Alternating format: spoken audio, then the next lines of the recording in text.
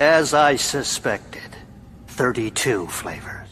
You're obsessed with horror and assorted dark imagery. Would you ever do an album singing about like puppies and rainbows? Would that ever happen? Yeah. No, maybe I'll do a real horror record and talk about the Obama administration. Oh, wow. Oh, good evening, folks. How are you all doing? So, hi, hello, good evening, wherever, whenever you are. So, I just want to say in advance, my allergies are really fucking retarded, and I may have just demonetized the stream, but whatever. I don't care right now because I'm here to hang out with you guys, but I've been up and down with the allergies all week. Somehow it went away a little bit so I can record some videos and do some stuff on some other streams, but now it's coming right back for when I host my own. So really weird, but whatever. The show must go on. So thank you for being here. And yes, I will still have a glass with you all the time because that is how we roll here. But I see some great faces here. The mighty Vulcan lives. I see Joe Dog here.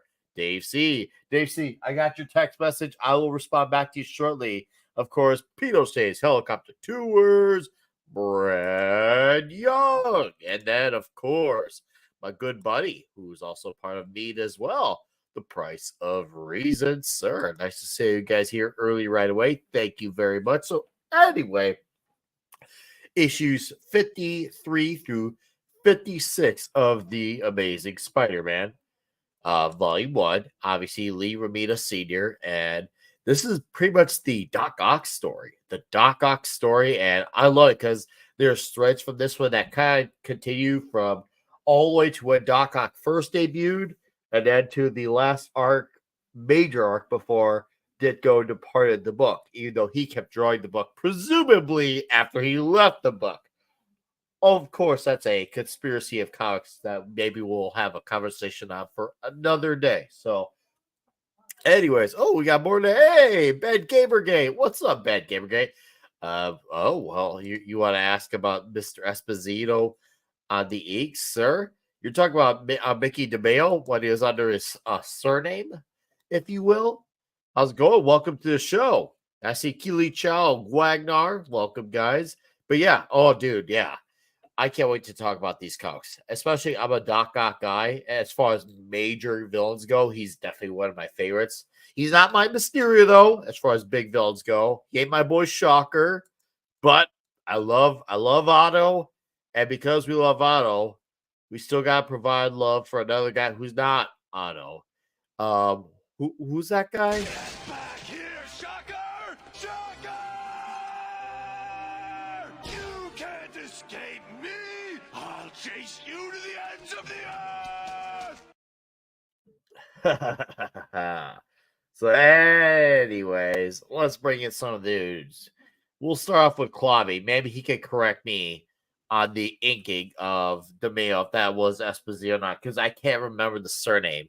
How you doing, by the way, Clavi? Hey, buddy, thanks for having me. Yes, that is indeed. Mickey DeMeo is a pseudonym for the great inker Mike Esposito. Yes. Okay, good. I wasn't wrong. I didn't butcher that. Yes. No, we've talked about that, and he would later just be Mike Esposito everywhere else, but yeah, I think he was moonlighting at the time. I do like his surname, to be fair. I think it's a pretty rocket name. So how you doing, man? Good to see you. I mean, I just saw you twice yesterday. Yeah, I get buddy. to see you Thank again you. now. It's freaking badass, man. Thanks for being there last night, buddy. Yesterday, I appreciate you. The least I Thank can you. do for you. You're a friend of mine. You're the man, buddy. You're the man. Appreciate it. Oh, dude, I'm excited to talk about some classic Spidey. How you feeling? Yeah, about buddy. that? I'm always up for that. Always love it. Great classics here. Classics tonight, buddy. Oh, hugely classic. I mean, huge. Anyways, we got some other dudes who are waiting him back. And of course, as we all know, Pablo will be here when he's here. But we have an iron caster made of iron, a scourge of iron, if you will. How's it going? I have survived another week. I have, made it through, and I'm ready to enjoy my weekend. And what better than a 3-day weekend? Is it 3 day? Memorial Day. Ooh, yeah, it is Christmas. Memorial Day weekend. Memorial Day, baby. Right. It is. Yeah, dude. I love Memorial Day. I've had a lot of great memories pre-dad life and dad life with Memorial Day, and I want to add this year to the long list of great Memorial Days. I agree, man. Happy to have you here, Caster. Happy to be here. Thank you. And Peter says helicopter tours for $2 says, "Do you know who I am? I'm the Juggernaut, bitch." Juggernaut, bitch. Oh, thank you, Peter, for the $2, man. Oh, appreciate you, dude. Oh, yeah. I can feel it's gonna be a good Friday. See, these allergies are not gonna be bogged down. I'm still gonna have fun tonight, despite it all. But we also have a D-Bud Martin here as well, who, has a few actual copies of some of these issues from this particular run. How you doing, D-Bud? D-Bud. Well, first of all, what were you saying about A Man of Iron? Yeah. Oh. The Wrench of Iron. I love that gold one. These were the Iron Mans that I was mentioning that I was waiting to come in at the end of the month. They actually came early. Dude, it was almost like it was meant to be, if you think about it. Yeah. Well, now I can post a picture. I'll probably take a picture of them tomorrow and post it on your Gilded. Oh, So, please. Yes. Post it on Gilded. I love this one. The gold armor. Does it correctly. Dude, It has that the little, nice. has the skirt around him. So it'll go right with the gray one that's back there. Good old golden skirt. Yeah. And a little antenna. Dude. A little radio antenna. So that's great. They did a good job on that one. Dude, But, they did. Unfortunately, tonight is the one night that we're doing that I don't have a copy of one of the issues. Ooh, it's okay. It's okay. So I thought I'd show this instead. Nice. Well, then by all means. This was the 67 cartoon. Dude, nice. Because although I don't have a copy of the books tonight, the first issue that we'll be discussing tonight was adapted in this. There's a episode that's The Terrible Triumph of Dr. Octopus. Yes. I in know this what you're collection. talking about. And it adapts the first issue of this. It's somewhat close in a few things. It's got some key moments in it that match the comic, but it kind of finishes it off soon after that. So it doesn't follow the rest of the issues that we'll be talking about. Wanted to bring something for tonight. Dude, I'm happy you did. That's my, it's bounced up and down between my second and third favorite Spidey cartoon. Currently, it's number 2. I'm still gonna be that guy. I'd say Spectacular is my number 1, but because I just love how Spidey's voice is, and I love how all the buildings look the same except the Daily Bugle. I never stop laughing at that. Oh, dude. Oh, look at that. In color. In color, yes. In color. Oh, yeah. I love that. Beautiful. In color. I remember my first episode of that was the one where he fought Magneto. And I was really confused because I was thinking, Magneto? But Dr. Magneto. Oh, yeah. It wasn't Magneto, X-Men Magneto, but just Dr. Magneto, who had a gun shaped like a magnet. Oh, dude, that is nice. They had some weird villains on that show too, though. They made up. I mean, they had all once from the comics. Then he had weirdos like Sky Master, and he had a Zeppelin. Yeah, and he was green. A Zeppelin, green, or whatever. Oh, that was. We don't know nothing about those Zeppelins here. Yeah, that was one. I can't remember what character that was, but there was, I think, the same story done 3 times, and he was changed green. The names and the colors of the people in it. The guy was green for no reason. Yeah, that was the second season, which Ralph Bakshi did the direction on, and the budget got cut drastically for that, and they used that same animation in 3 different episodes. And one of them, the guy's green, the other he's not normal. Just that though.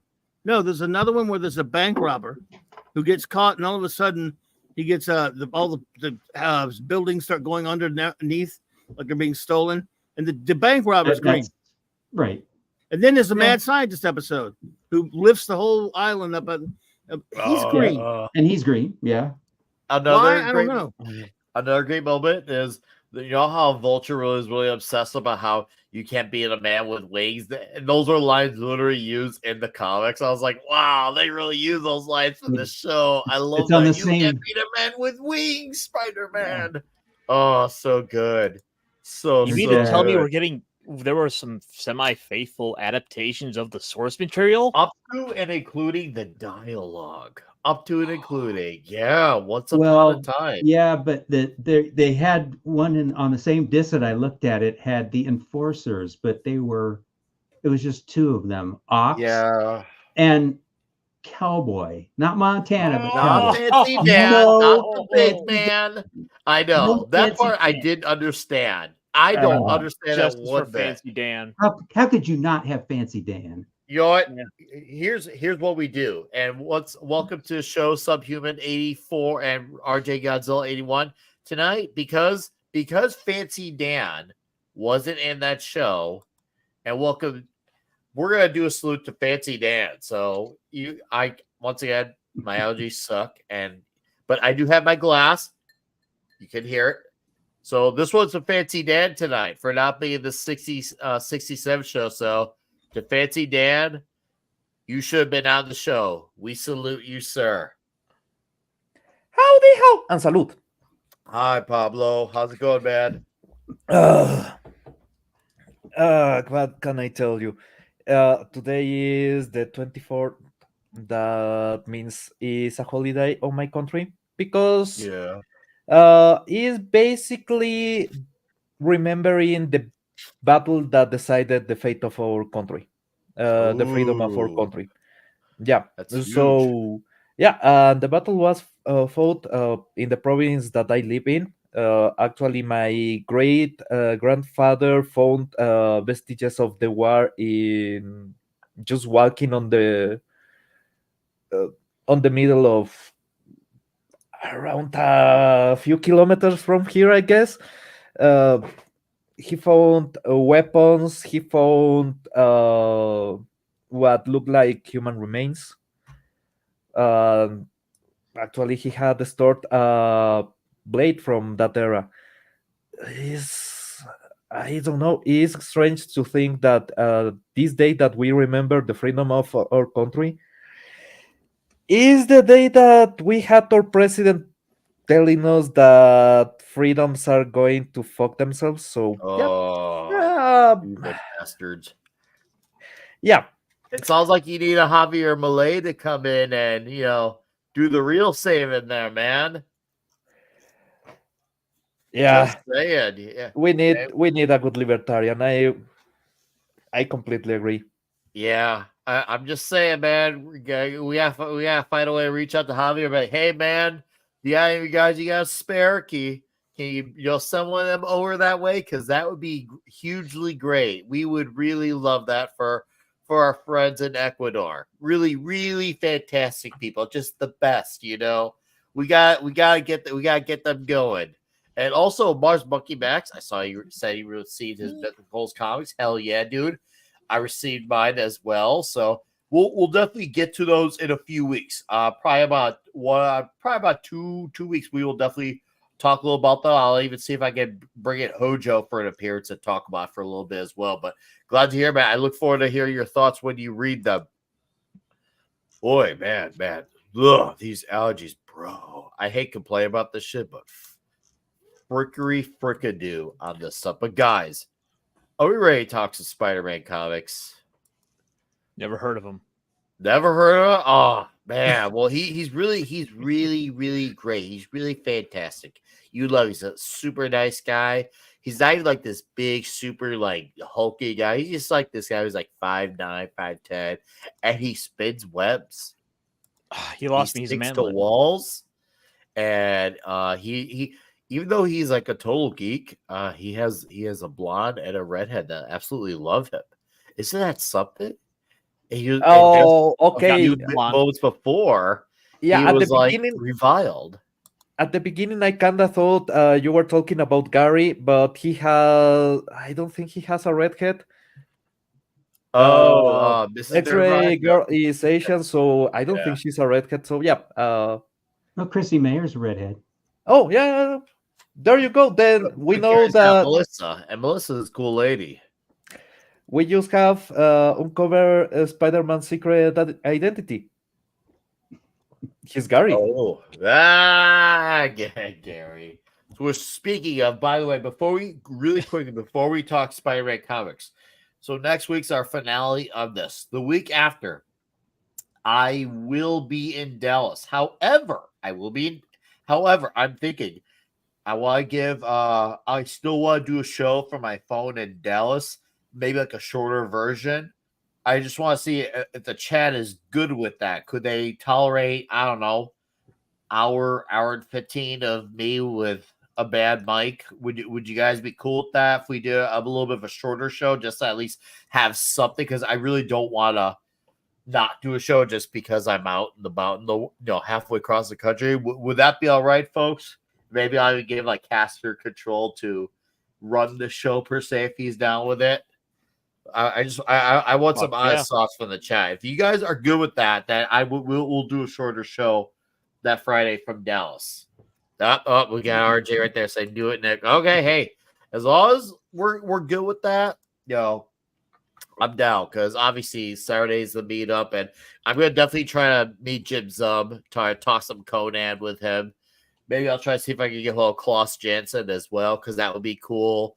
Or even Art Adams. Just saying, those are some of my goal today. Hey, what's up, Greg? He says your terms are acceptable. I like that reference. Hope you do well, Greg. But anyways, okay. I think we have a verdict. We'll be a go live from Dallas. Let's talk some comics, dudes. Let's talk about issue 53 of The Amazing Spider-Man, as Sean Connery would say. Amazing. Sean Connery and The Amazing Spider-Man. So we will have Pablo discussing this comic book first. Man, I have a few issues about the whole explanation on how Doc Octopus left the last battle, because it was completely unnecessary. We knew that he somehow survived. They didn't need to. It's a couple of pages that were wasted. It was, and that's a shame, because the rest of the issue is fucking amazing. It's the only part that I'm like, oh, I hate this, because we could have had a couple more panels of just God stuff, and if you have heard me, I have maintained that Doc Ock is the worst art enemy for Spider-Man, because one, he always comes back, and second, he screwed Aunt May. That's a spoiler for the future. But right now, at least he's coming back all the time, and every single time you see something different. In this instance, Doc Ock is a bit more subdued in the way that he's acting. He's more strategical.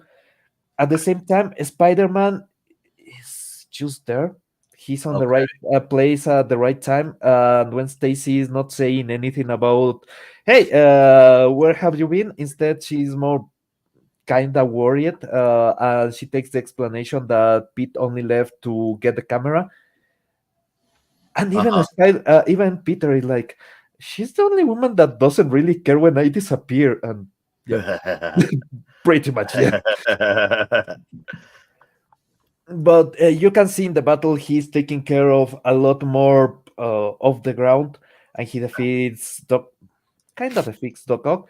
Then you see, Flash is back, and Flash is an asshole. And again, dude, it's a great interaction, and you can see how the whole party works. Is not only him, but is no Harry is Peter. Peter. And when Stacy, she's more bubbly than normal somehow, and she's just excited that Peter is asking her out. That's it. The party is changing. Everything is changing. You can see the emotion on Peter's life, and you can see a bit of an evolution on the villains themselves. So it's an interesting time for the comic. I'm more excited about the following issue though, so I will leave it at that. Oh yeah, how bad Gamergate knows. That's when he knows that's an actual Spider-Man fan. He's a Professor Warren. Well, yeah, right. Yep. You know, if he's saying it like that, it's one of those guys he knows. So okay, Pablo, awesome. For better or worse, yes. Yes. Yep. All right, Caster, you get to follow up on this one.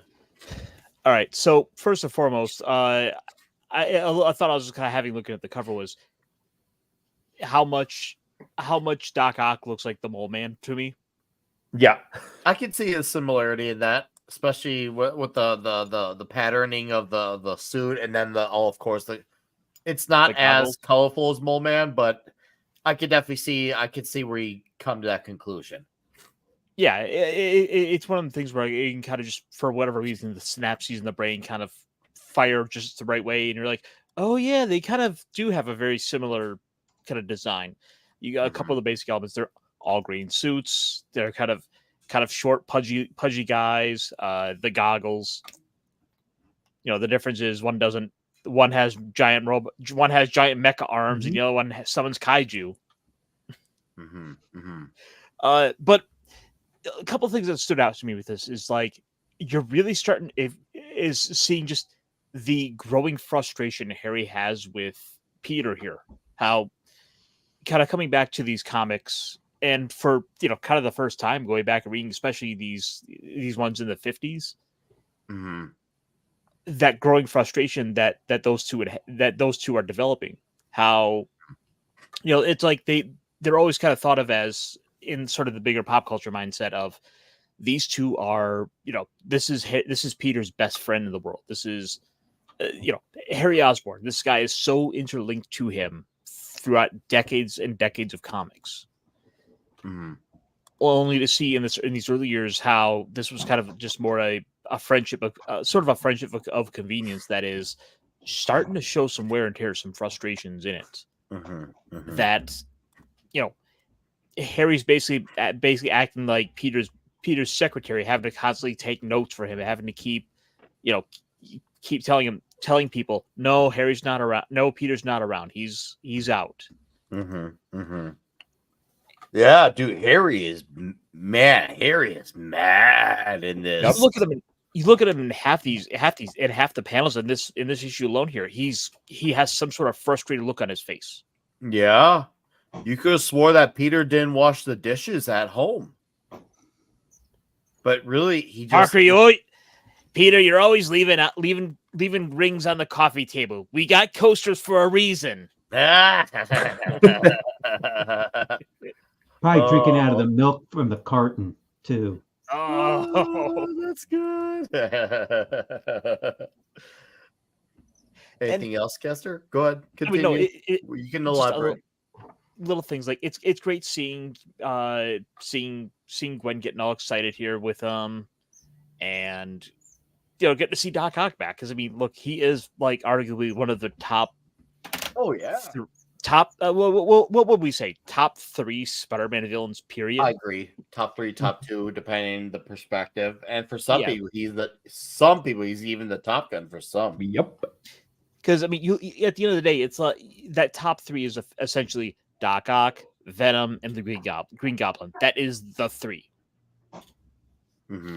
Everyone else is fighting for 4th place. I will say Venom is a bit lower for me.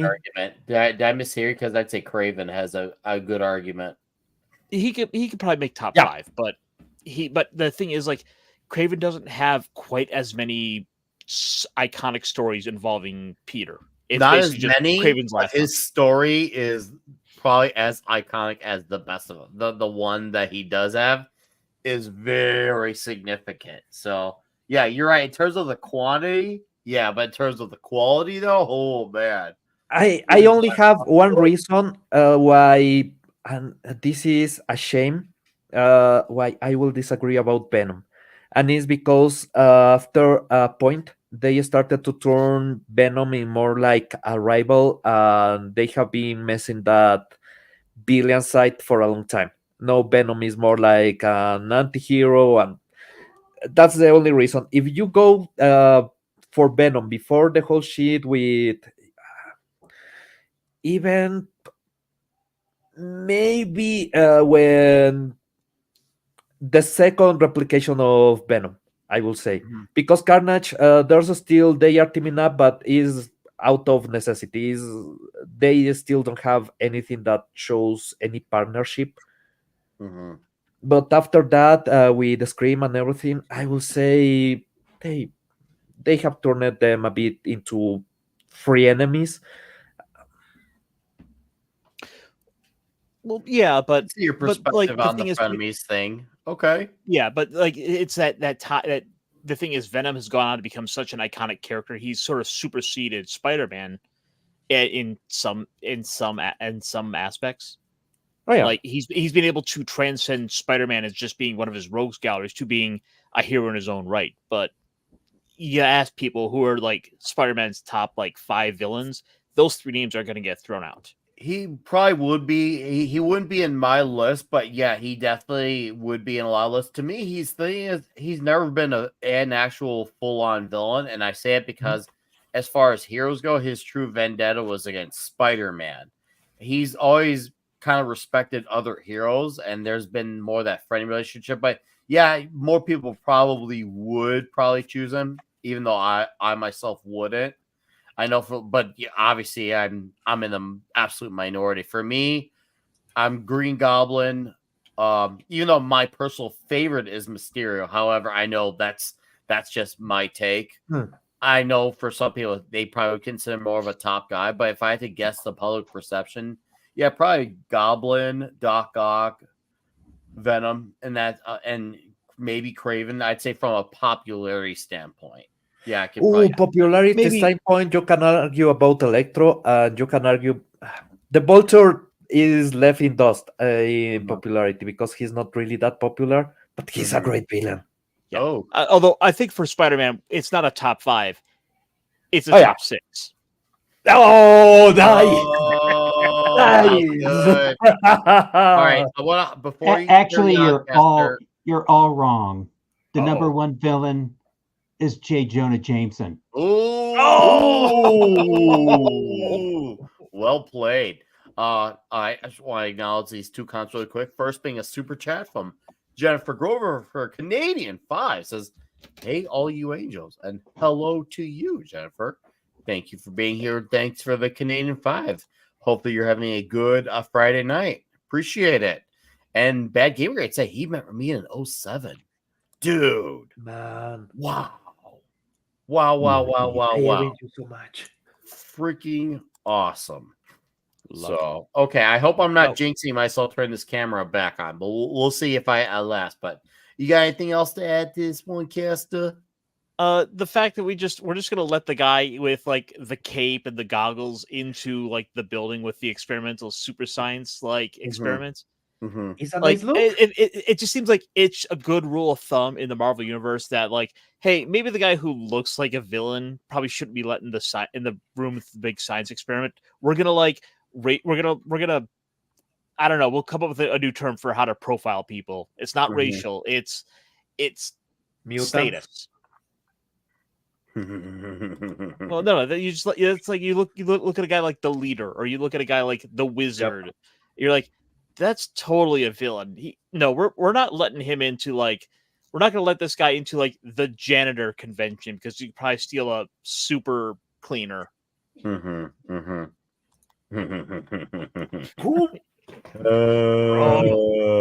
Mega Mop. Conan. We'll be later talking about a recent revelation that happened in the new Conan comic that was actually an element taken from the first movie. No, they didn't. They actually did a good element. It's actually something that works. No, they have been toying with the movie since issue 1. On issue 1, they show Conan with hold on attire from the movie. for later. Yeah, but okay. I recorded a video on it yesterday, and yeah, I remember thinking, okay, that's bold, and shockingly, I would make the argument that it works. If you guys haven't seen the video and you're willing to let it get spoiled, I will post it in the chat. You can come back here in 5 minutes because it's a quick video, by the way. Come back in 5 minutes, and this is my video on Conan. Assuming if you haven't watched it, there is right there, or you can just watch it later, whichever you want to do. But yeah, we talk about a Conan movie element that was brought into the comics, and I was like, that's brave, but it works. So yeah, we'll talk a little bit about it later, but we got a comic to cover on. So Caster, anything else? Not really. It's just kind of fun. It's a fun science adventure, which has a good little lead off with the next issue for how can this get worse? Doc Ock is still out there. Why? He's gonna come bother Spider-Man again in new ways. Oh, and Aunt May also happens to need a boarder to come stay at the house. These things are totally unrelated. Yeah, absolutely. Last hour. A romance is born. You're sorry. What? You're safe, man. We won't cover until the last hour, just for you, buddy. Don't worry. Don't you worry. Especially if you haven't read the comic and you want to be surprised. So we haven't spilled the beans. So okay, D-Bud. We'll have your thoughts, and then we'll transition on over to issue 54. Yeah, I'm a little different than Pablo on this. I kind of like when they explain how the villain escaped from death in the previous story. I'm with you on that. I like the little thing. Yeah, it's like give me something clever or at least plausible as to how they could survive. So I actually like that a little bit. But this is actually Gwen and Peter's first date. When you look at it, I mean they've spent some time together, but not really alone together. That they've really shown, other than he gave her like a ride on his cycle a couple issues ago, but this is their first like real date, and boy, you could tell she's like all over him when he disappears. Yeah. And she, where's Peter? Oh yeah, and he comes back, and yeah, she's not. Yeah, there it is. I mean, she's like all over him. Oh, Peter, I'm so happy you're back. I don't care why you disappeared and ran away, leaving me in danger with Dr. Octopus. I'm just happy you're back. It's funny. Oh yeah, and it's also funny when they get back to the gang and Mary Jane's there and she's all, oh, I just lent him to you. He's really mine. And there's all that cattiness is all through this. All these books we're doing tonight there's little bits of cattiness where Mary Jane clearly sees that Gwen is taking Peter, even though Mary Jane's like, no, he's really mine. I got him first, and it's like, Gwen's got him. I think it's really funny the way they keep developing that in all these issues. Yeah, then I as I mentioned before, they did adapt this a little bit into one of the cartoons. Just this first story where he grabs the nullifier. There's little bits from it that they copy right out of the comic where he's getting hit with tear gas. He threatens to toss the nullifier over into the crowd, and then later on when he finds the spider tracer that Spider-Man puts on him when he takes off, and he uses it to bait Spidey into a trap he set up with a dummy.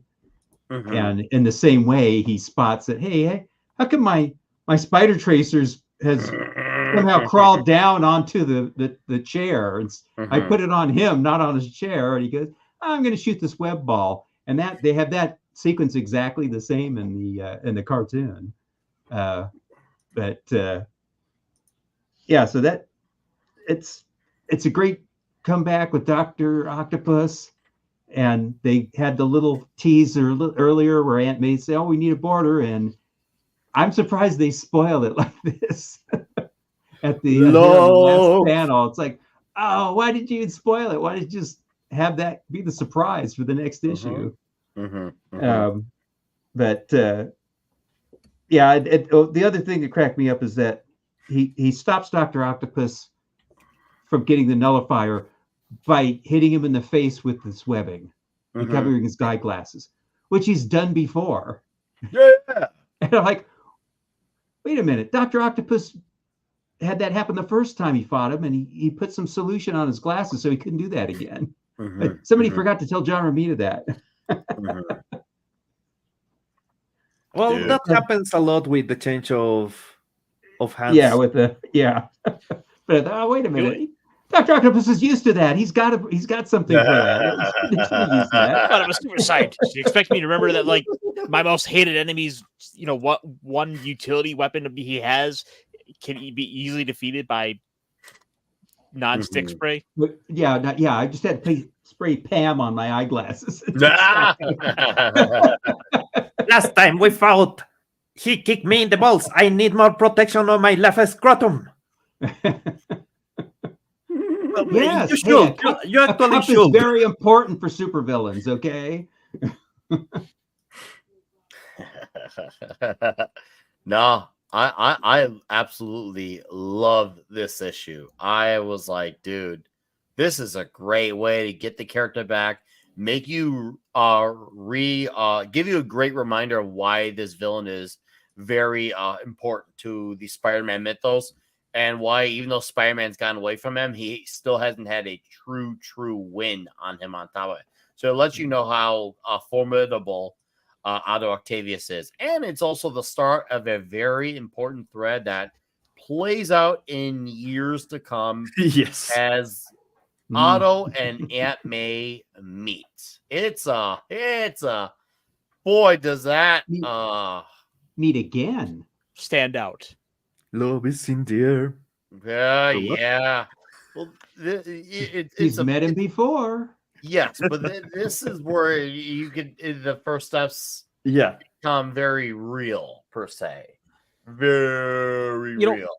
It is an interesting little detail for them to remember that Peter didn't really get a true winning in Stock Ock, that he just kind of circumstances let him like escape, or the fact that like they've decided to actively have Peter think about that they've chosen to prioritize that and remind that for the audience that Peter didn't beat him. No, in the traditional sense. That's another reason why this is like very important to bring him back now, especially on top of it after that last major Ditko story where he was probably that was probably the hardest fight for Spider-Man at that time. So I feel like this issue was a great setup issue that still had a lot going on, while not strictly being a setup issue. There's still plenty of movement to go around. Anyways, I just want to acknowledge Abigor. What's up, buddy? Nice to see you here. And I saw Mars said he watched the video. Glad. Hey, we'll get into a little bit later, but B. Marte for $20. Actually, kind of hurt my voice because of my allergies, but worth it. Says for Whataburger. Oh, dude, thank you, man. I can't wait to have Whataburger in a few weeks. So believe me when I say I'm very excited. I'm assuming you must be doing well after the good old Kung Flu. So shout out to you, man. Hopefully you're doing well. And I hope you have a great Memorial Day weekend, sir. You are the man. And obviously, I don't know what your personal life is like, but I hope everything is okay, man. Thank you for dropping in. And also, welcome to the show, Tim F. How you doing, man? Banging on those drums. Thanks for dropping in. Got a nice crowd in here. I thank you all for being in here early and right on about almost 40 minutes in the show. Thank you, guys. I appreciate it. So, anyways, guys, issue 54.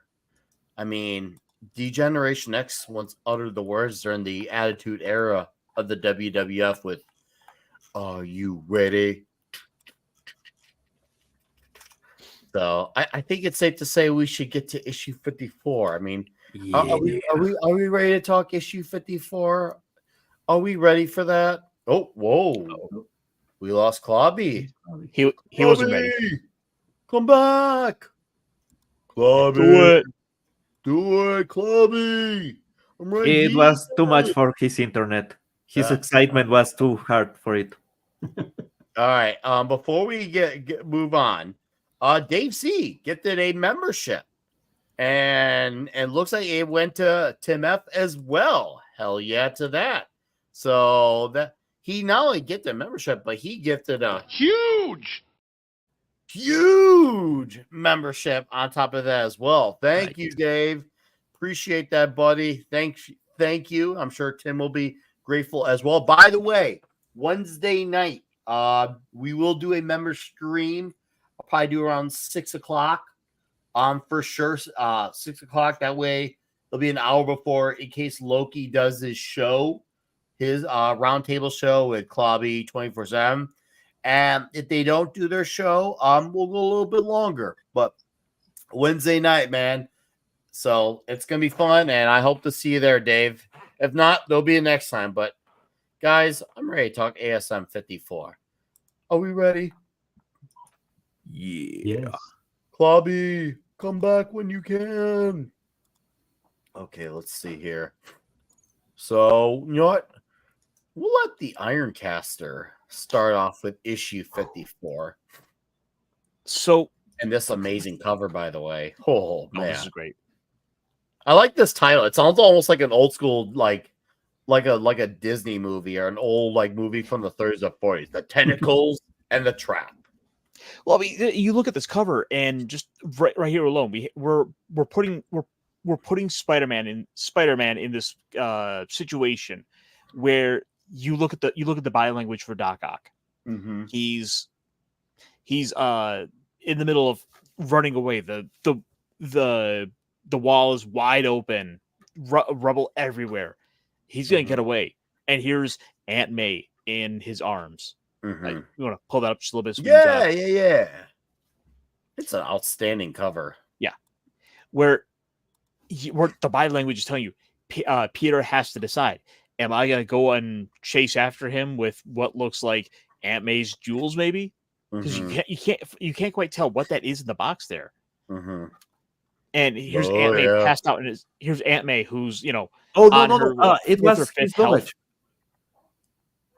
Well, when he arrives, he's carrying the same box. Yes, but I'm saying if you look without knowing it, what is the body language? What is the cover telling you for anyone who maybe hasn't read it yet? Mm-hmm. Oh, I get it. Yeah, sorry. Mm-hmm. Where it's telling you right away, it's like, oh, what's Peter gonna do here? Is he gonna go and chase after Doc Ock, or is he gonna stay and look after Aunt May, who's on her 5th or 6th health scare at this point? I think this, to be fair, I get what you're saying. This is only her second major one, because her first major one was the last Doc Ock arc, issues 30 through 32, 33 is. Now she's had moments where she's not felt well, but as far as major, oh crap, everything is about to go bad, I would say this is overall second. I mean, where do you stand on that, Debo? Because to me, this is her second one. I think it's about her fourth, actually. You think fourth? Okay. What because she was sick.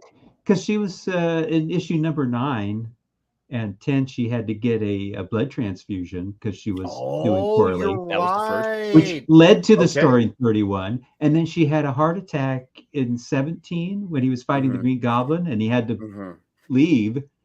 And he, so the next issue, he was just sitting there not being Spider-Man because, I got to take care of Aunt May because she's real sick. And she gives us the whole speech about, well, you got to just buck up and do things. And he goes, oh, yeah, that's right. I've got to become Spider-Man again. So, yeah, to me, it's about her fourth sort of real illness. And also last week we covered where she had to go off to Florida for get better for her health. Yeah. But that was more just kind of getting tired. Yeah, that wasn't I'm dying sort of thing, or maybe dying. Anyway, but you know, it's little things along the way. I think it's a great cover for that because it is setting the tone for what to expect. Little things that stand out. I mean, yes, this is where, of course, we find out that Otto Octavius has come to the home of May Parker to rent out a room. Oh yeah. Oh man, yeah. That's once again one of those heart-dropping type of moments, where the suspense just amplifies by a lot. And Jennifer Grover, thanks for dropping in. Thanks again for the Canadian super chat. Have a great evening. Have a great weekend as well. Nah, dude, yeah. Go on. I'm holding off on my thoughts because I'm gonna go for this issue. Couple of little thoughts. I think it's kind of funny that the henchmen that Doc Ock has in here are just Doomcock. Look at that is hilarious. He's reporting from the center of the earth. Oh, dude, that is freaking funny. Wait. We found out where Doomcock records from. Yeah. Aunt Maze. Aunt Maze. That is freaking funny, man. Oh, that's good. I'll pass it off. Okay, so I'm gonna go on this issue. So this issue gets, for me, absolutely everything right to follow up the first issue before it. I mean, you get obviously you get a proper introduction of another historical character. So we saw him appear, but I don't think his name was actually properly mentioned with Robbie Robertson. So that's a character who is very historical and very essential, and also there to balance out the crazy of JJJ. So this feels more of like a proper introduction to Robbie Robertson. I always loved him, and you can thank the 90s animated series for that. Also, the meeting of Peter having the struggle of going out and finding out Doc Ock and thinking, man, I've looked everywhere. Where else can he be? And it happens to be at Aunt May and Aunt Anna's place where they're staying, that they're renting out for Otto. And the fact that Otto is able to spin what's happening in the press. Oh, that's just all a bunch of misunderstandings. And she buys it. And a lot of that stuff kind of reminds me of where we are nowadays currently with the way information is flowing around. I was like, wow, that, it's just fake that news. Is the impact and power of information in the 60s, showing you if the perception of what the paper says is something, and then you have someone in front of you saying it, people will believe it, because most people, for better and worse, emphasis on and, they want to give people the benefit of the doubt. And a lot of the times, unfortunately, that could get taken advantage of. And I thought that was really powerful and also very scary for May, because she put herself in a predicament. And it really put Peter in probably the most compromising position up to date in this entire run of how am I going to handle this without blowing my cover. So I really, really treasured that. I really thought, wow, that is damn tough. How are you going to do this one, Peter? And well, out of it.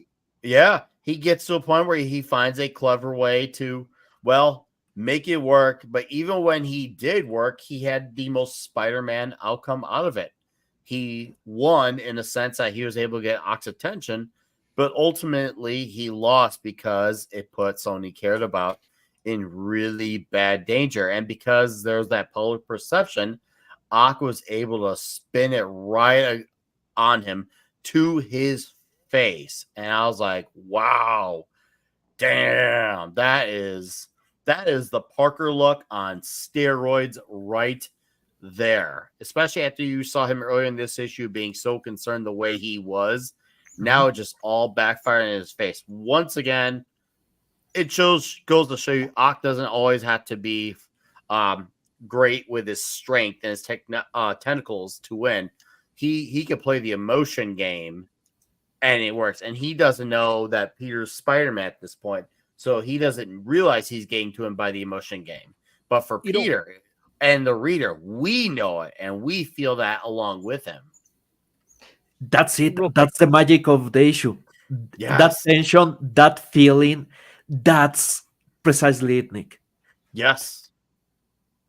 Just a little minor thing, but it something that always kind of stands out with me is just the way, if we go back up to that real quick.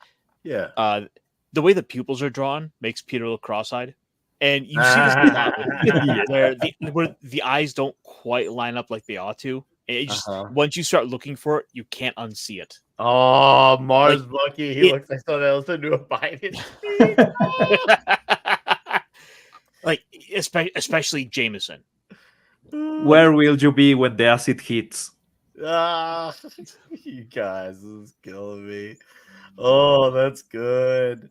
No, that Caster, that is freaking hilarious, by the way. Oh, and I don't know how I've not mentioned this. I've been meaning to mention this entire time. Man, do they love emphasizing on the term pussy willow. Yep. Holy crap, D-Bud, you got some explaining to do on where that term came from. What was the meaning of that? I want to know, but before I pass it on to you, I really, really love this issue as much as I did the first issue. So, yeah, I think it's safe to say I had a few good minutes of say my say and what I loved about it. All right, D-Bud, take it away up to and including the Pussy Willow. Well, don't you remember the Tom Jones song from the 60s? What's up, Pussy Willow? No, am I wrong? Oh, no, it's Pussycat. No, it's just that, they were just playing with the fact that Aunt May is old and out of touch with young people. So what are you talking about? Aunt May's all up on the hip lingo. Yeah, she thinks, that's the wording is Pussy Willow. And it's, it's really Pussycat, but she just gets it wrong. Just like she doesn't really comprehend the news. It clearly shows that Aunt May belongs in a home, not living with Aunt Anna, but maybe in a home that would take care of her, an assisted living of some kind. Because clearly she doesn't understand who Doc Octopus is, besides the fact that he already kidnapped her and Betty Brant in the annual #1. And he's put in the papers, doing all these naughty things, and she's just blissfully unaware of it all. At least Aunt May, though, at least Aunt May has a nice long career of writing speeches for Joe Biden. Yes, that's its job. I thought she was his press secretary for a while too. No, she's the one who came up with "True and Not a Shot of Pressure." That makes a lot of sense, man. It does, doesn't it? But I like Castor was saying, and you, Dick. I love how Doc Ock just he gets up to Peter and it's like, hey, you shut up, kid, or I could cuss him. Dude, that was hilarious. And Peter's like, oh crap, he's right. I can't do anything. And then at the end, when he's got, he's Aunt May walks in and he's able to just say, "Oh, I'm going to save you from this evil Spider-Man guy." Oh, yeah. And he just totally turns the tables on Peter, and he's like, "Oh, damn. What the heck can I do?" That was a fantastic plot twist in there. I was wondering if you guys thought there was a connection when Dr. Octopus is at the beginning on the house and Peter gets in. He's like, "It's Dr. Octopus," and he's like, Dr. Octopus is, "I dabble a bit in science myself." He's a science student. Yeah, but didn't you remember? Exactly. Yeah, I was like, did they take this for inspiration for that line? Yeah, probably. Yeah. By the way, guys, Klobby is he's getting some rest right now. So shout out to Klobby. He hopes to be back as soon as he feels like he can. If not, we'll do the best we can with the four of us. We're any Klobby. We'll do our best here. And Bad Gamergate, I strongly agree with that comment. I do feel like Ross Andrew definitely took a lot of elements when he did his time on Spider-Man from John Romita Sr., which, in my opinion, is never a bad thing. I definitely got that vibe from him a lot of time. I remember at times, I'll even admit, I've mistaken some of Andrew's art for being Romita because of how Romita it is. So especially with the way he built like the mask, the look of the mask, and like the muscle. Yeah, I could definitely see where you arrived at that conclusion. What's up, Captain Notfinity? How you doing? And Pope Metallicus, welcome back, buddy. Thank you both for dropping in here, and I hope you're all having a fantastic evening. He may have been. I couldn't tell you about that. That I do not know because I'm not as well knowledgeable on old Wonder Woman comics. But I believe you. I could definitely tell you sound like you know your stuff, judging by your commentary. I think he's right. You're a comic fan. You're a comic book fan. So I'm glad you finally had checked this out. Thank you for doing that. By the way, I know I caught you on Meet in the chat. So it seems like hopefully you found another fun show to catch now. Hopefully on top of it. So. Anyways, yeah. Anything else, D-Bud? Yeah, it's sort of the same thing that we saw in the last issue. You got Harry's getting a little more peeved at Peter because it's like he's making wet fluid or something, and Harry's coming by and he's, oh yeah, I'll be there in just a second. And bang, close. He hears all this racket that he's making. And he's locking everything up, and it's like, well, gee, you think I'm going to steal from you, Peter? I mean, if you feel that way, why don't you just move out? Okay, let me be honest here.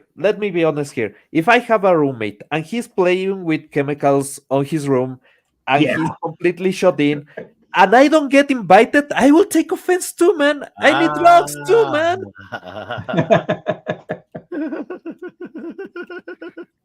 You are a student sciences. You gotta do the best shit ever. I want some too, man.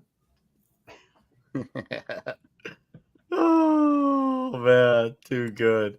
Okay, awesome. And Conan says, for some reason, Spider goes, dude, hey, I mean that's good first issue, Conan, for Mr. Samirin. I mean that's literally way out of your time, but it just goes to show you how great and immortal you are that you're able to catch that issue as your gateway. So shout out and respects to our Sumerian by Crom. And he's able to tell us that via text message. All right. Oh man, look at that. Conan, you are keeping up with the times very well. Don't tell Cole though. Cole might, he might take exception to that. Because he's a king and all. Cole's a bit weird about that stuff. So all right. Well, dudes, we'll transition on over to issue 55. All right, so let's do that. Okay. I'm looking. Where are you? I found you. Bear with me, dudes. I'm gonna get it. I'm gonna get it. Got it. Okay, so for this one, we will let the great, the superb, the excellent D-Bud Martin lead off, especially with such a gracious, memorable 5-star cover. So D-Bud, you get to be the lead off. Well, with all those adjectives you were using, I'm sure you would say somebody else. Yeah, this is a great cover. Love this one. But yeah, this is cover that got imitated later on a lot. Yes. Yeah, on the Spider-Man 2 movie. Oh yeah. Yep. Yeah. Yeah. But carry on, D-Bud. This is more of an action issue than the other ones that we've seen so far. Starts off. This is very reminiscent of the last Doc Ock story, which was the Ditko one. Where in the middle of that, he's trying to find who's taken the isotope that was going to save Aunt May's life, and he just goes off on everybody. and he was just going through finding all the master planners, man, and just beating the hell out of him, going, "Where is he?"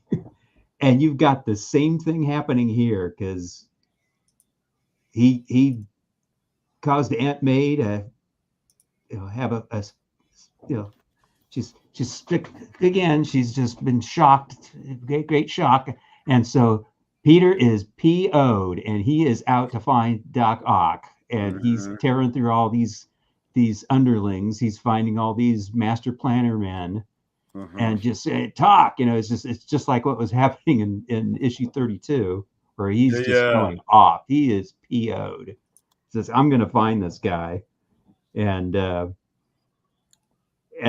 he, of course, he's just mocking. "Yeah, you can't find me, ha ha ha." And in the meantime, he's working out. Now we kind of know how he probably got in to see that little display in issue 53, because he's got a mole that's working in the government. And we see John Jameson again, and he's actually in charge, because he's in the army. He's in charge of protecting the nullifier that Doc Ock is after, and they're going to take it over to Stark Industries to get some additional components put into it to really finalize it.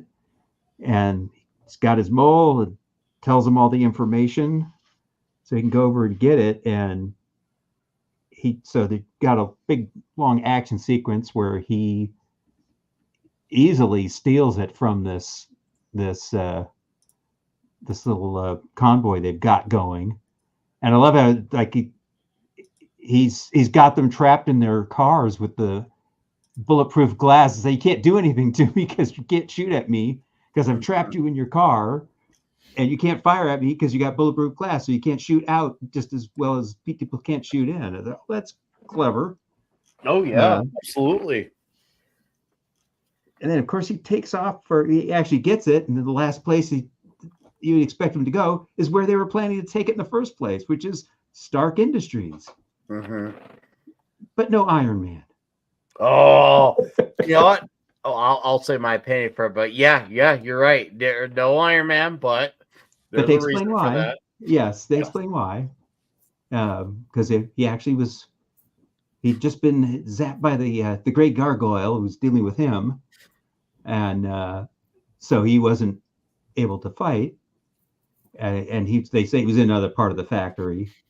That's a lot of action against Spidey. Finally figures that out, heads over there, more fighting, and then this nullifier, it stops all these vehicles, and he's stopping the factory. And finally he's got Spider-Man coming after him. He says, "Well, why don't they just see what it does to Spider-Man?" And zaps him with it. And of all things, it causes him to lose his memory. He doesn't know who he is. And again, he goes, "Oh, this is turn the tables on all this again." Says, "Oh, yes, you work for me." And it's great. This I like the story, is it showing how clever Dr. Octopus can be. Oh, yeah. All through this, I mean, I'm gonna steal this thing. Oh well, I'll just threaten to hurt people by dropping this nullifier. Oh, now I'll set up Spider-Man with this tracer he's got to blow him up with this decoy. Well, I need to hide out someplace no one would look for me. Oh, yeah, I know this old lady. I'll be a boarder in her place. And then he goes, "Oh, no one will think that I'm gonna take this thing I just stole and take it to the place they were trying to take it to." And then finally he's got, "Oh, well, hey, Spider-Man, you really work for me. You're one of my accomplices." And this is probably one of the smarter stories for Dr. Octopus as far as his plots and all. It shows him to be real clever instead of just this pudgy old eyeglass wearing multi-armed guy. Fuddy-duddy. Yeah. So I like that aspect of the story with Dr. Octopus. Yeah, he's quick. Kind of shows him off being smart. I think his plan was basically going to ruin, and all his improvisation work. Trying the nullifier with Spider-Man worked. Spider-Man lost the memory. Getting a Spider-Man to join up, yeah, works. Basically, he comes up with solutions to really stupid problems really fast. All right. Will that be all, D-Bud? Yeah, just there's the only other thing is you have even more cattiness between the girls as they're talking about Oh, yeah. Peter again. And it's just there's a little bit of it in the last issue as well. It's like it's always this little catty back and forth between them. Which is just you can see that Mary Jane's not happy that he's obviously drifting to Gwen. No, she's always making these comments to Gwen. Oh, he wanted you to get lost, didn't he? Man, that alpha bitch energy is strong. Yeah, right. For real. Okay, so I'll go again then for this issue. Once again, as I mentioned, as I introduced Deba to lead off this issue, an absolutely 10 out of 10 cover, one that was imitated many times, and rightfully so. It's a fantastic cover. There are elements from this issue that were used for Spidey the Animated Series. Now, there was an episode, I think it was in season 3 or 4, where Doc Ock actually wiped out Spidey's memory. The context is a little bit different. That episode, they mixed two storylines in one. They mixed up wiping out his memory with the kid who collects Spider-Man. So they weave two stories into one for that two-parter episode series. For this one, it was just strictly Doc Ock, and it was strictly one storyline. For anyone who maybe don't have a memory of that, but I think it's safe to say we know where the animated series got their inspiration from for that. For this era, it becomes a bit of a trope. If you remember, we saw the same in Nova, and the same happened with a lot of heroes also in DC. So, the hero losing the memory and becoming the villain for an issue or two was kind of popular in this time. Oh, of course. It's a storyline you just couldn't do today. Yeah. Oh, yeah, because of how done to death it's been. Yeah. I Googled my face. Everyone would roll their eyes at it and would be calling it out as one of the cheapest, laziest stories around. But it works here. Oh, yeah. I strongly agree.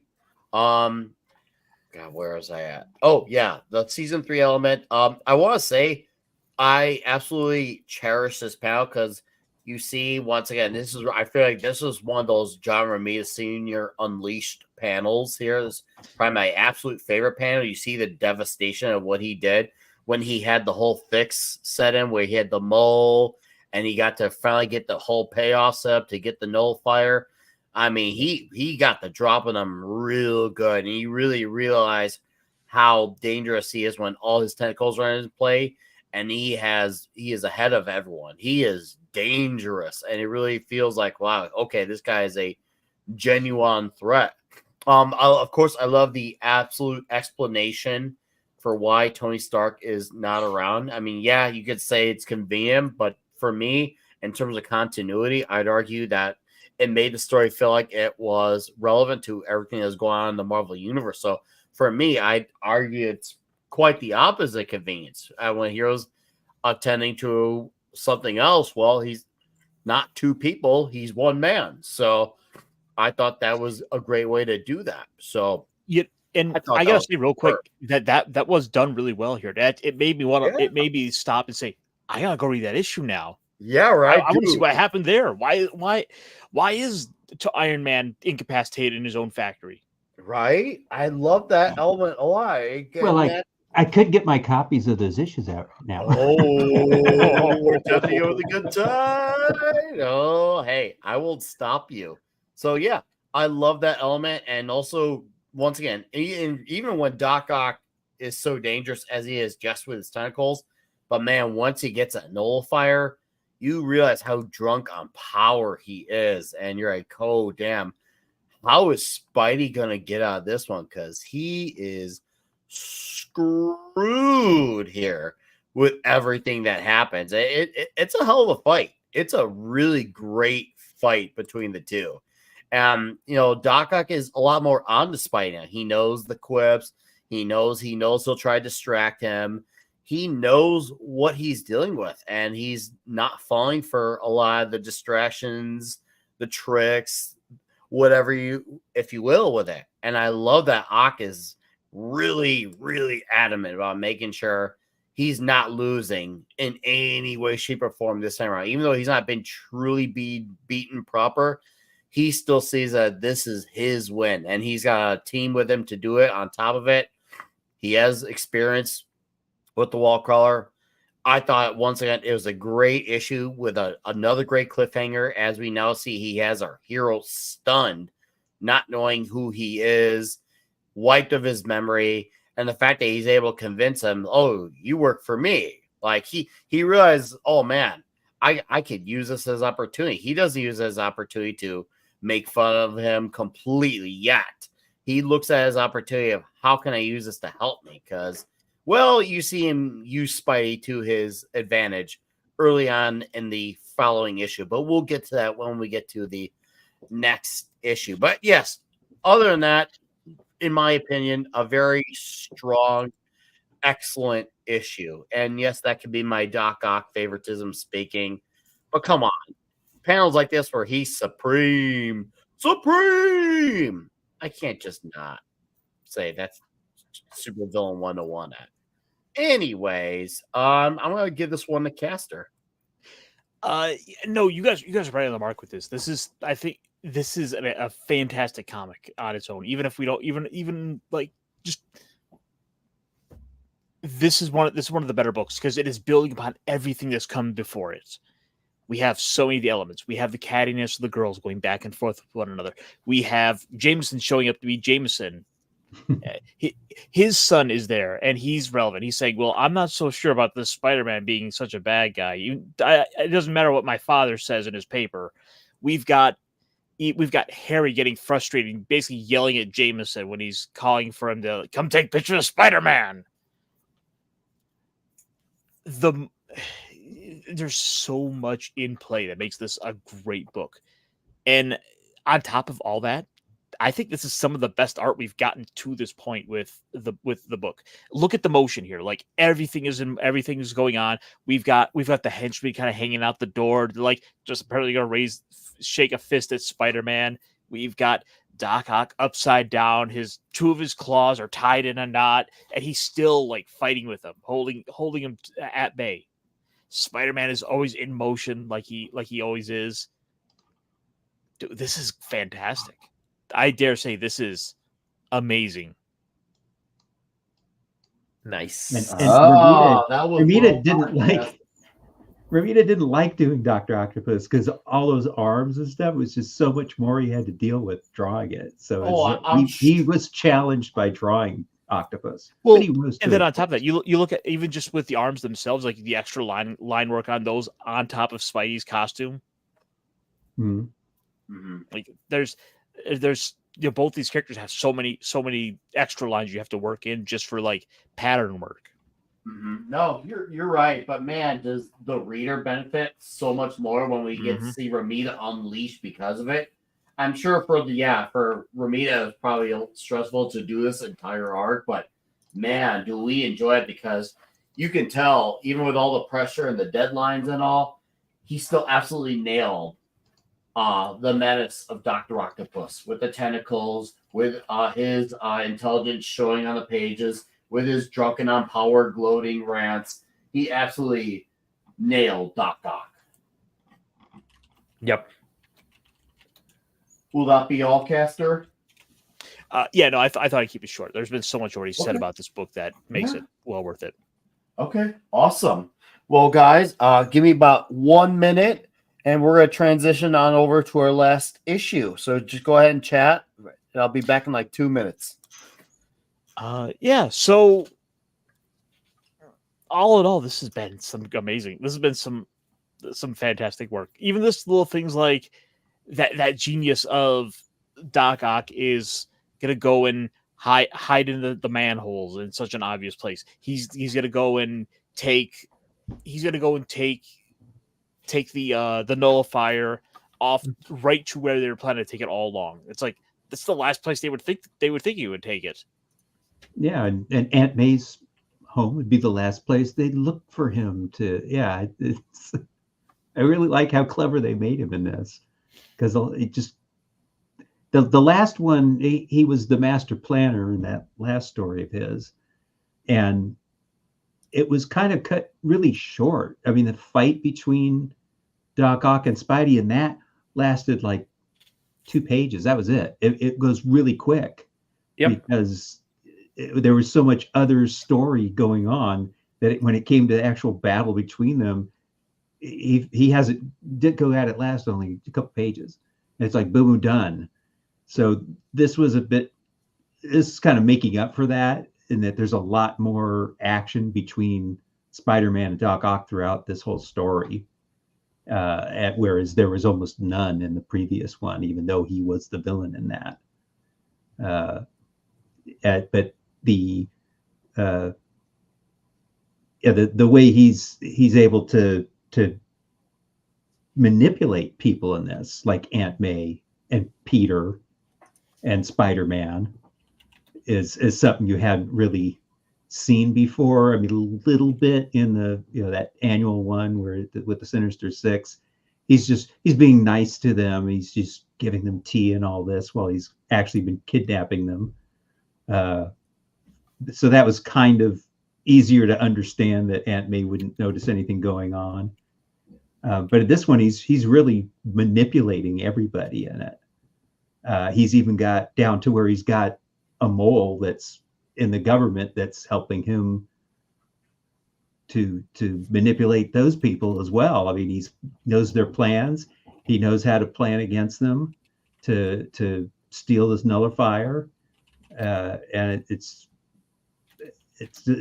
a different aspect of Doc Ock they really didn't do before in this story. Well, you can see that in general in everything in the story. It's starting to mature a lot more. And you can feel that. I like more of that energy that you had on Ditko.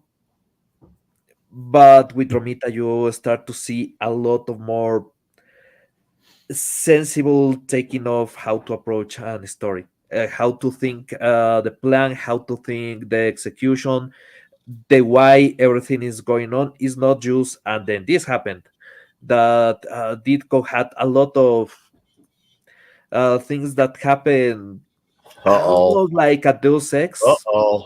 Did I hear about Ditko and the comic conspiracy? What did I come back to? Oh, I was saying, Ditko had a lot of Deus Ex happening during his run. Romita is starting to go a lot more into the details of the plot, of the details of how the villain is acting on everything that is going on the background. So you see a bit more. And correct me if I'm wrong, but there's less pages on this run. Well, it's because there's slightly less pages, because the standard issue earlier on is 22, 23. Now it's, I'd say towards the end of Ditko, maybe even the start of Romita, that's when they went to 20 pages. Mm-hmm. At the end of Ditko's run, there was a lot of good compression, and I think a lot of what Romita is taking started on Ditko. But you are seeing a lot of evolution on the plot, of evolution on how everything works. Well, dudes, are we ready to talk issue 56, and then we'll shoot the shit after that for an hour or so? Yeah. Yeah. All right, let's go. So you know what, Caster, you get to be the lead off for this one. Well, I mean, it's another fantastic cover here. We've got the dynamic duo showing up. This is a very Batman and Robin sort of. That was a good take on that.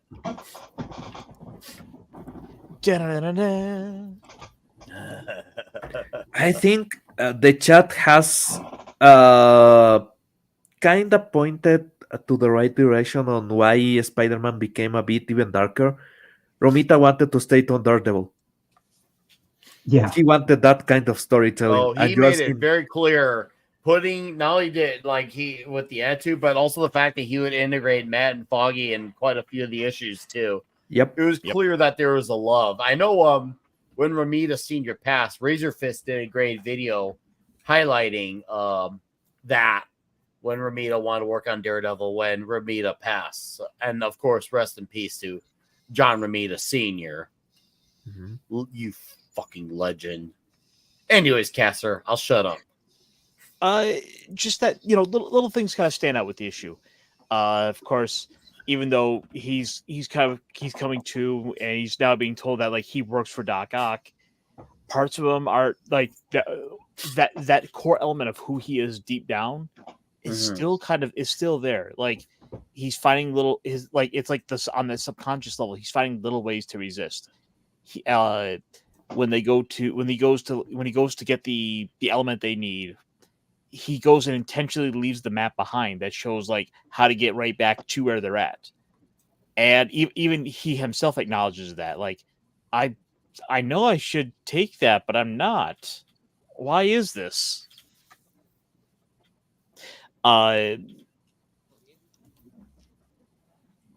Just and every opportunity that comes along, like, oh, I'm gonna go and get you. You've served your purpose out, so now I have to eliminate you, Spider-Man. Oh, Spider-Man! It's a decent little wrap up, but it still leaves us in a place where we haven't fully solved this. I thought that was really intriguing that they did that because they could have put everything in a bow and get on to the next arc. But the fact that once again we had a finish, but at the same time the story continues, I really like that aspect. I thought that was a really brave and bold, not to go Batman punny, but I thought it was a brave and bold move to do. I was just looking at the panel here, and I thought it said, "Get moving, head for my Hilton Head retreat." Like, wait, is Mexican Iron Man Doc Ock? Like, suddenly I now need this casting. Oh, I know. I need to see Mike as Doc Ock. No, Mexican Iron Man as Doc Ock. Oh, rabbit chicken. That'll be the damn day. All right. Well, D-Bud. He does spend most of this issue. He's constantly questioning himself about, why am I working with this guy? He seems he's kind of a jerk. I don't recognize any of these places we're going to. I mean, I don't think of this as our hideout. It's his hideout. Leaving the map and go, I could have just snapped that up with webbing and I didn't. He's constantly questioning what's going on. He doesn't feel right. That power and responsibility conscience kicking in.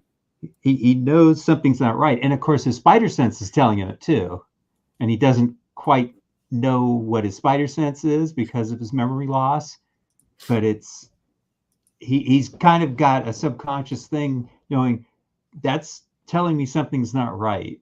And he can figure that out. And of course he figures out that he's really not with Doc Ock. And so does John Jameson, who's still in, he's still responsible for getting the nullifier back. And he knows something's not right with Spidey through this. He kind of left this almost as if intentionally so he could find where they're going. And when he goes back and it finds the hideout, he can see that Spider-Man's just not acting right. He's like in a daze. So he knows that he's not well. And of course it's fitting that in the end Doc Ock is stopped by the nullifier, which he was trying to steal in the first place. And he was using it to knock all these devices out. And of course his power is his tentacles, and so the nullifier stopped those. So that was a great way to defeat him, is use the actual thing he's been trying to steal the whole time. I thought that was a nice way to end him. And then of course Jameson lets Spider-Man go and don't fire at him. I'll take responsibility. Which is it's great to see that difference between him and his father. His father's so out to get Spider-Man no matter what, and even like in the previous issue, he's like, oh, he was working with Doc Ock the whole time, wasn't he? To steal it. And this is before he loses his memory. And then here, of course, he's not in this, but he'd be there saying, "Oh, Spider-Man's a criminal." Oh, I know, right? This is the top JJ moment for him to really lean in on his bias, which once again is why I love having Robertson at the office, because he's even telling Ned, like, and I think it was in the issue before, he's like, "Hey, Ned, just keep in mind we gotta have the story be seen as the story. Don't let JJ's bias, consume how you are gonna go about running a story."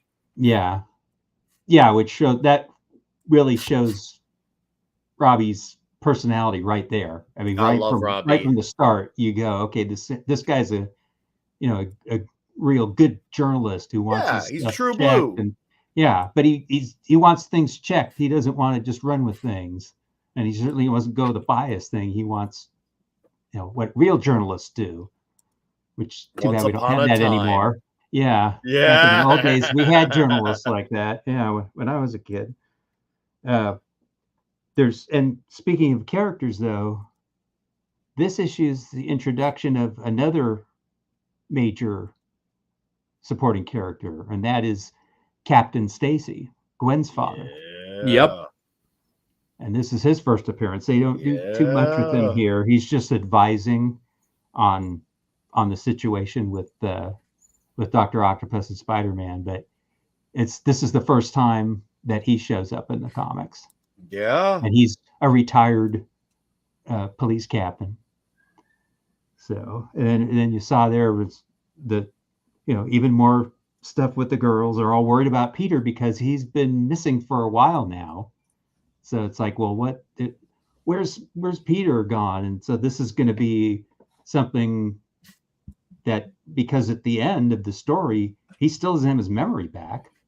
Nope. He's run off. They captured Dr. Octopus, and he's just taken off. And he's like, I still don't know who I am. And he's looking at himself in glass to see if he can recognize his face or anything. It's like, I don't know who I am. So that means Peter's going to be gone even longer from his family and friends. And they're already worried about him. It's like, well, what's happened to him? So this is something that we know is going to be brought up in later issues, because we don't know how much longer he's going to be where he doesn't have his memory. You know what's even better than one Peter Parker with an existential crisis? How about two Peter Parkers with an existential crisis? Uh-oh. Yep, Clone Saga. I'm going there. That's the Spider-Man version of Zack Snyder around these parts. Anyways, welcome back, Bobby. Thank God it's a mistake you only made once, right? Yeah. Bobby respond when he can. D-Bud, anything else? Just that Script Doctor said everything that needs to be said about Zack Snyder. It's one video of him, which is beautiful. Awesome. All right. Pablo.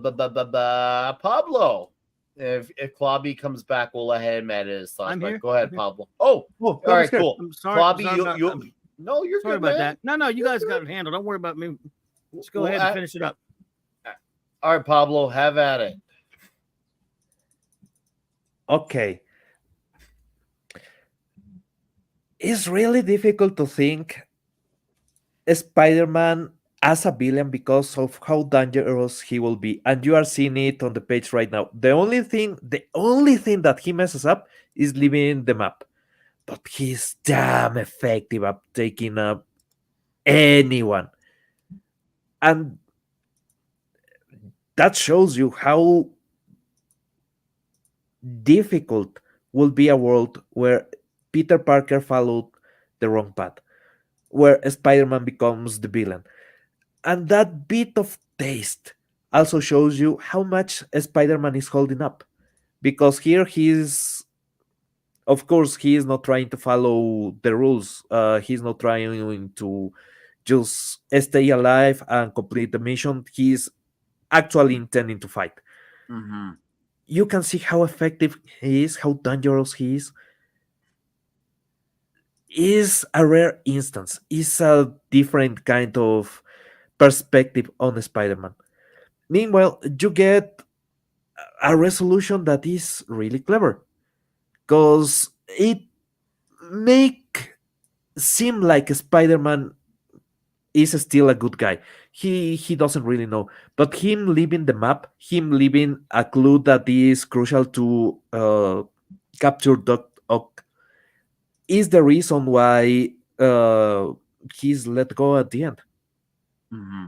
Mm-hmm. Is the cleverness of this issue that it shows you but Spider-Man in a way that you are not accustomed to see. You are seeing the powers being used in a way that resembles more like a tactic invasion, not something like he will do, just stay hidden, and if there's a bad guy, take him out. Here he's engaging. It's a different way to see a Spider-Man that I really like. I enjoy that. I will love. That's why I'm really interested in what they are doing with the Spider-Man Noir. Mm-hmm. That they are doing a whole series with Nicolas Cage. Oh, I can't wait to be filming that show. Yeah, but I think how efficient Spider-Man is for that kind of work. He can enter a building, take anything that he wants, and leave without a trace. He is designed to be the best thief that you can ever imagine, the best spy that you could ever imagine. He's just not doing that. He is being a superhero. But here you get just a nice taste.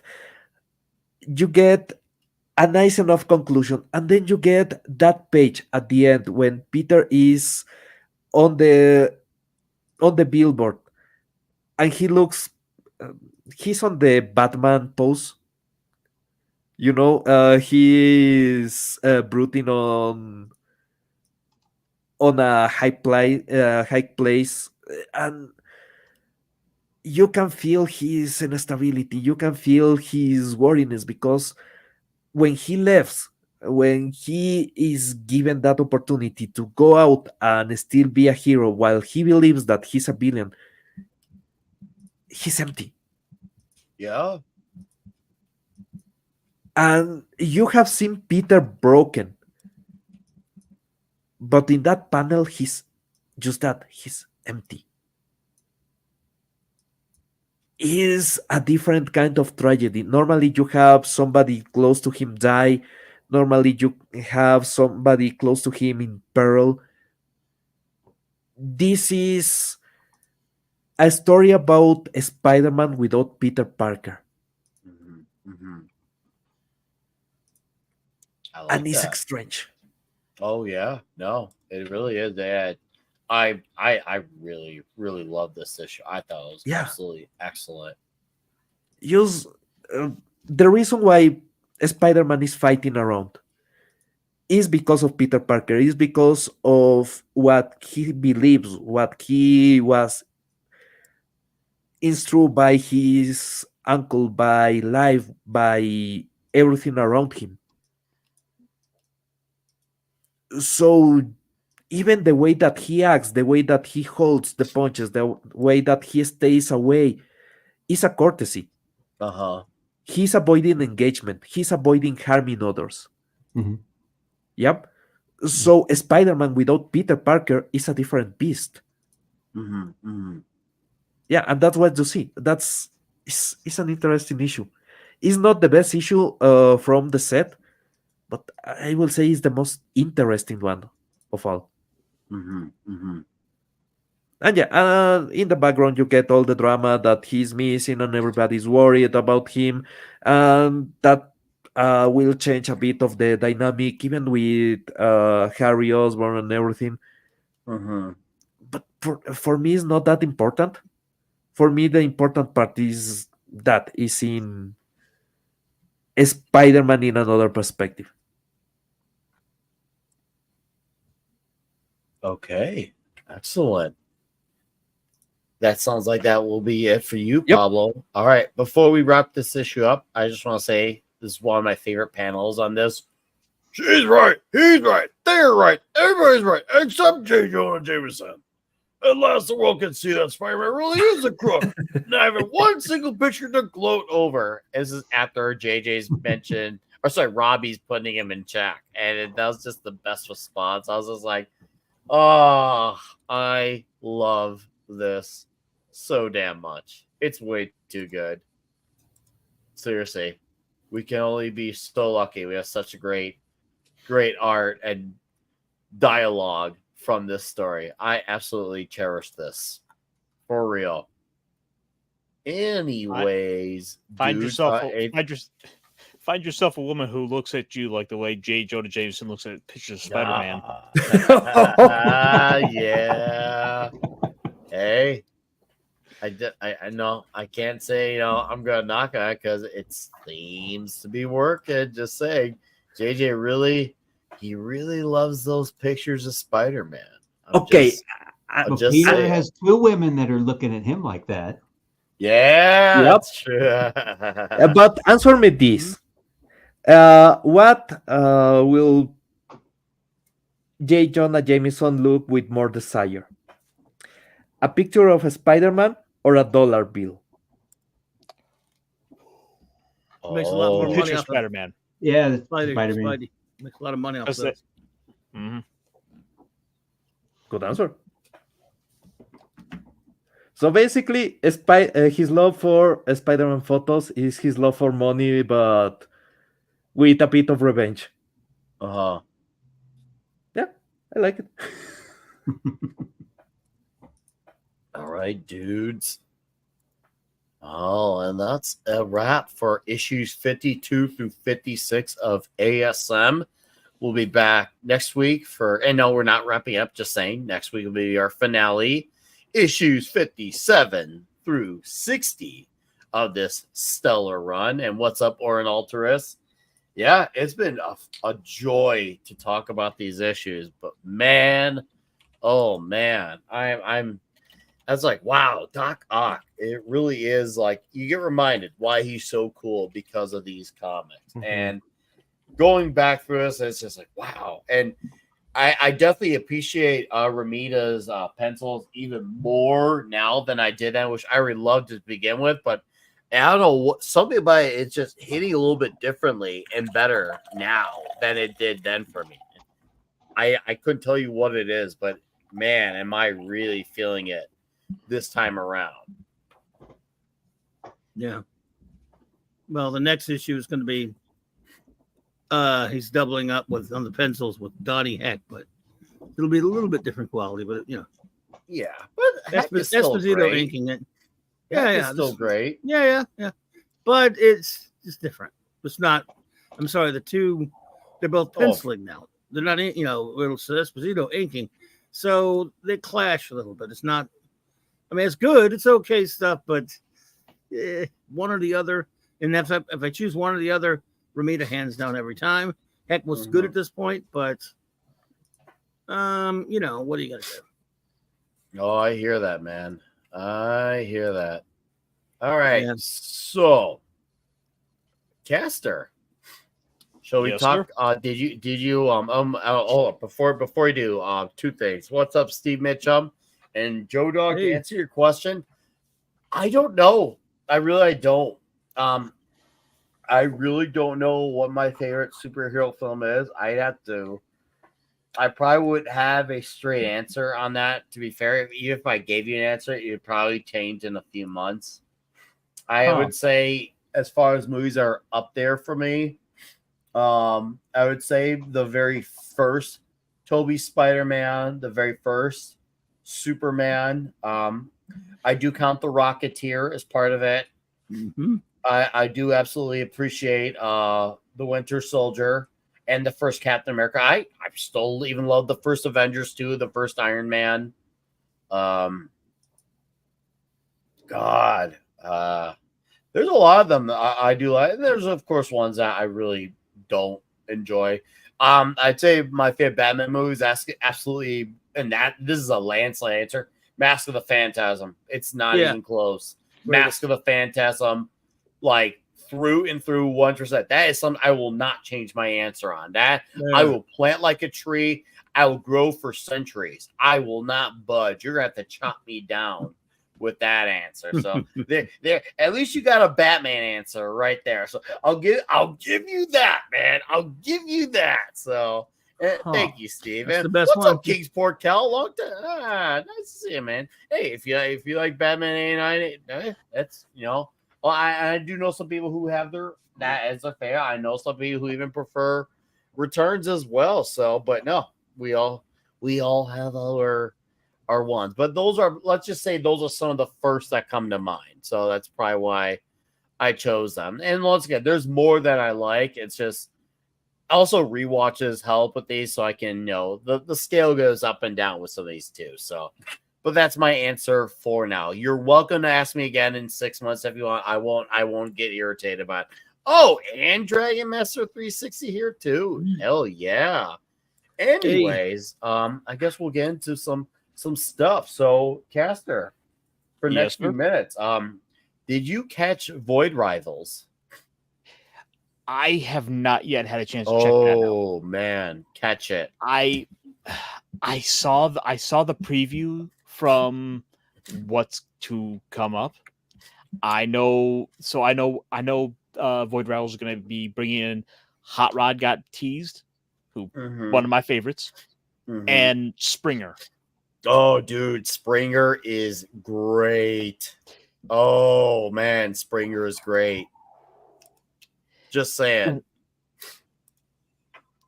He's a character we're going to see a bit more of when we eventually get around to covering the Last Stand of the Wreckers, because that is because he's a big part of that team. So, if anything, hopefully it makes you want to check out more about that character. Oh, okay. I like that. I like that a lot. You catch Cobra Commander then? I did finish that up, yes. So, man, the future is pretty.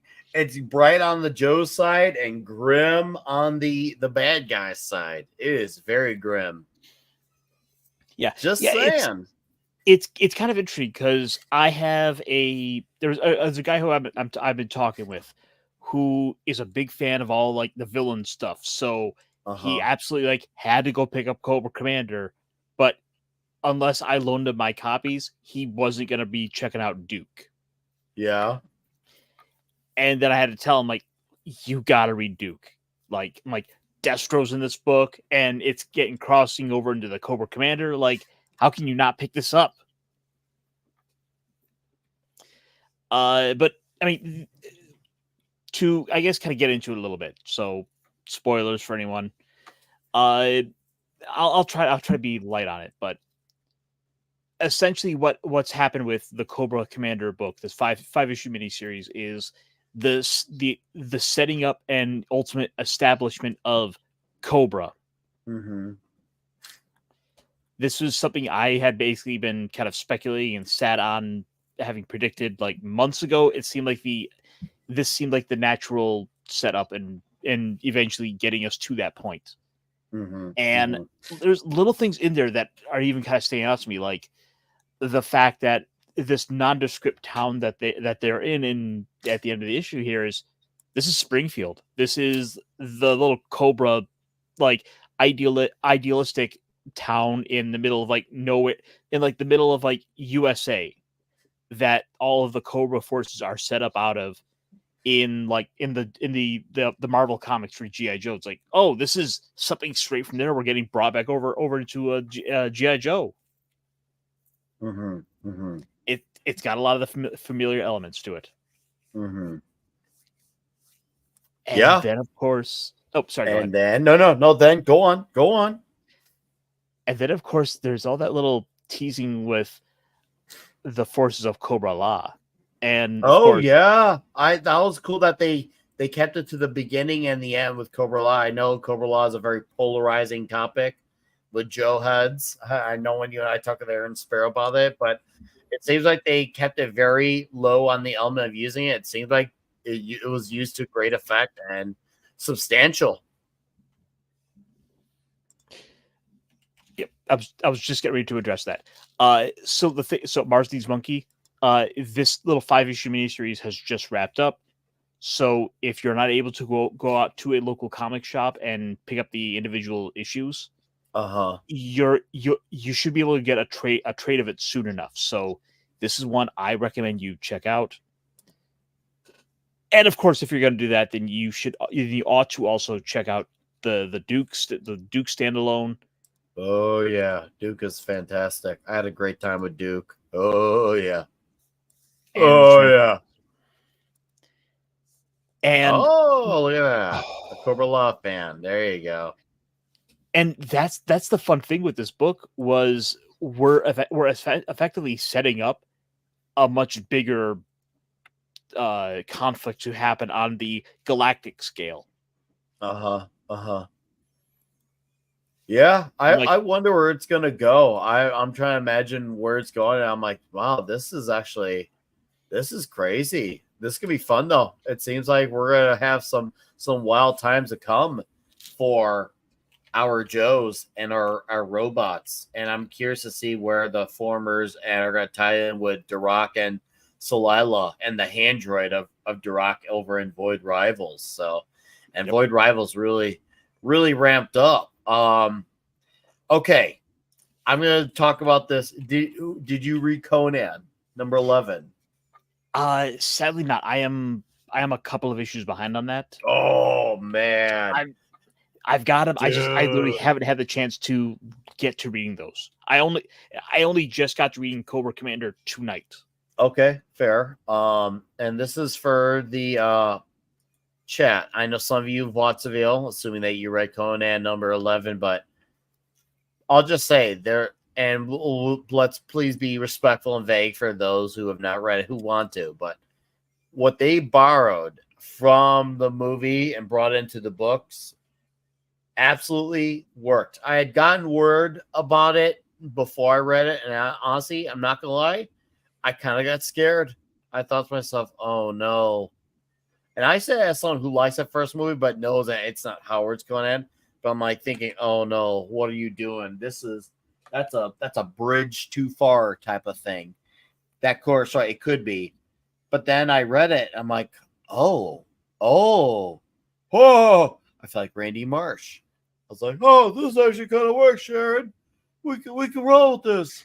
This actually makes a lot of sense. Okay, this isn't all bad. And it worked. And I was worried there was gonna be like a retcon or something. That was my concern. There was gonna be like some big retcon they're gonna change. No, they added something, and the way the thing was added, I'm like, okay, I like that. It is cool. And it's a small thing for probably people who are, I guess you could say, normal and casual when it comes to Conan. But if you're someone who really appreciates Conan lore, it is handled with a measure of respect and dignity, as Andre would say, dignity and respect. Can you imagine if Andre and Sean Connery had a conversation? It would be fantastic, by the way. So you have nothing to worry about, folks, at all. And also, it seems that there's an alluding to some of those characters crossing over. Conan, because that's that Blackstone story that they're building up to. And I'm like, and it looks like they got Dark Agnes involved, and it looks like they got Solomon Kane involved as well. So I'm like, okay, what's going on here? I am very, very anxious to see what's to become of the future with that Blackstone story. That's supposed to be like the first like crossover that's supposed to really culminate in a few things and also set up some of the other characters. And yeah, RJ, yeah, I'll post the video again. Just for you, buddy. Just save it on your watch later. And Conan video right there, buddy. Right there, my man. or if you want, you can just step away for 4 minutes. Whatever you want to do, just letting you know. But I was happy. Also, by the way, I did score an old Savage Sword, an old school copy, if you will. Let me go get it really quick.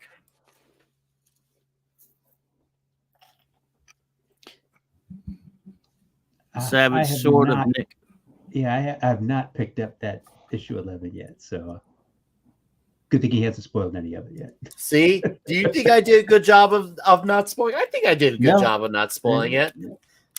I think I actually had a good handle on that. I've had to learn to get good at it for like when I do videos and I have to have details be spoiler free. I was like, okay, how do I say this without saying the thing? Okay, I think I got it down now. I think I'm getting better at it. But okay, so this is issue number 183 of the Savage Sword. This is from Marvel at the time. Camera coming back on. And once again, this thing is huge. Dude. Mm-hmm. Nice. Oh. The decapitating god. Ooh. Plus a tale of King Kull. And some toxicity there. And I was just like, so yeah, Wait, that looks like my ex.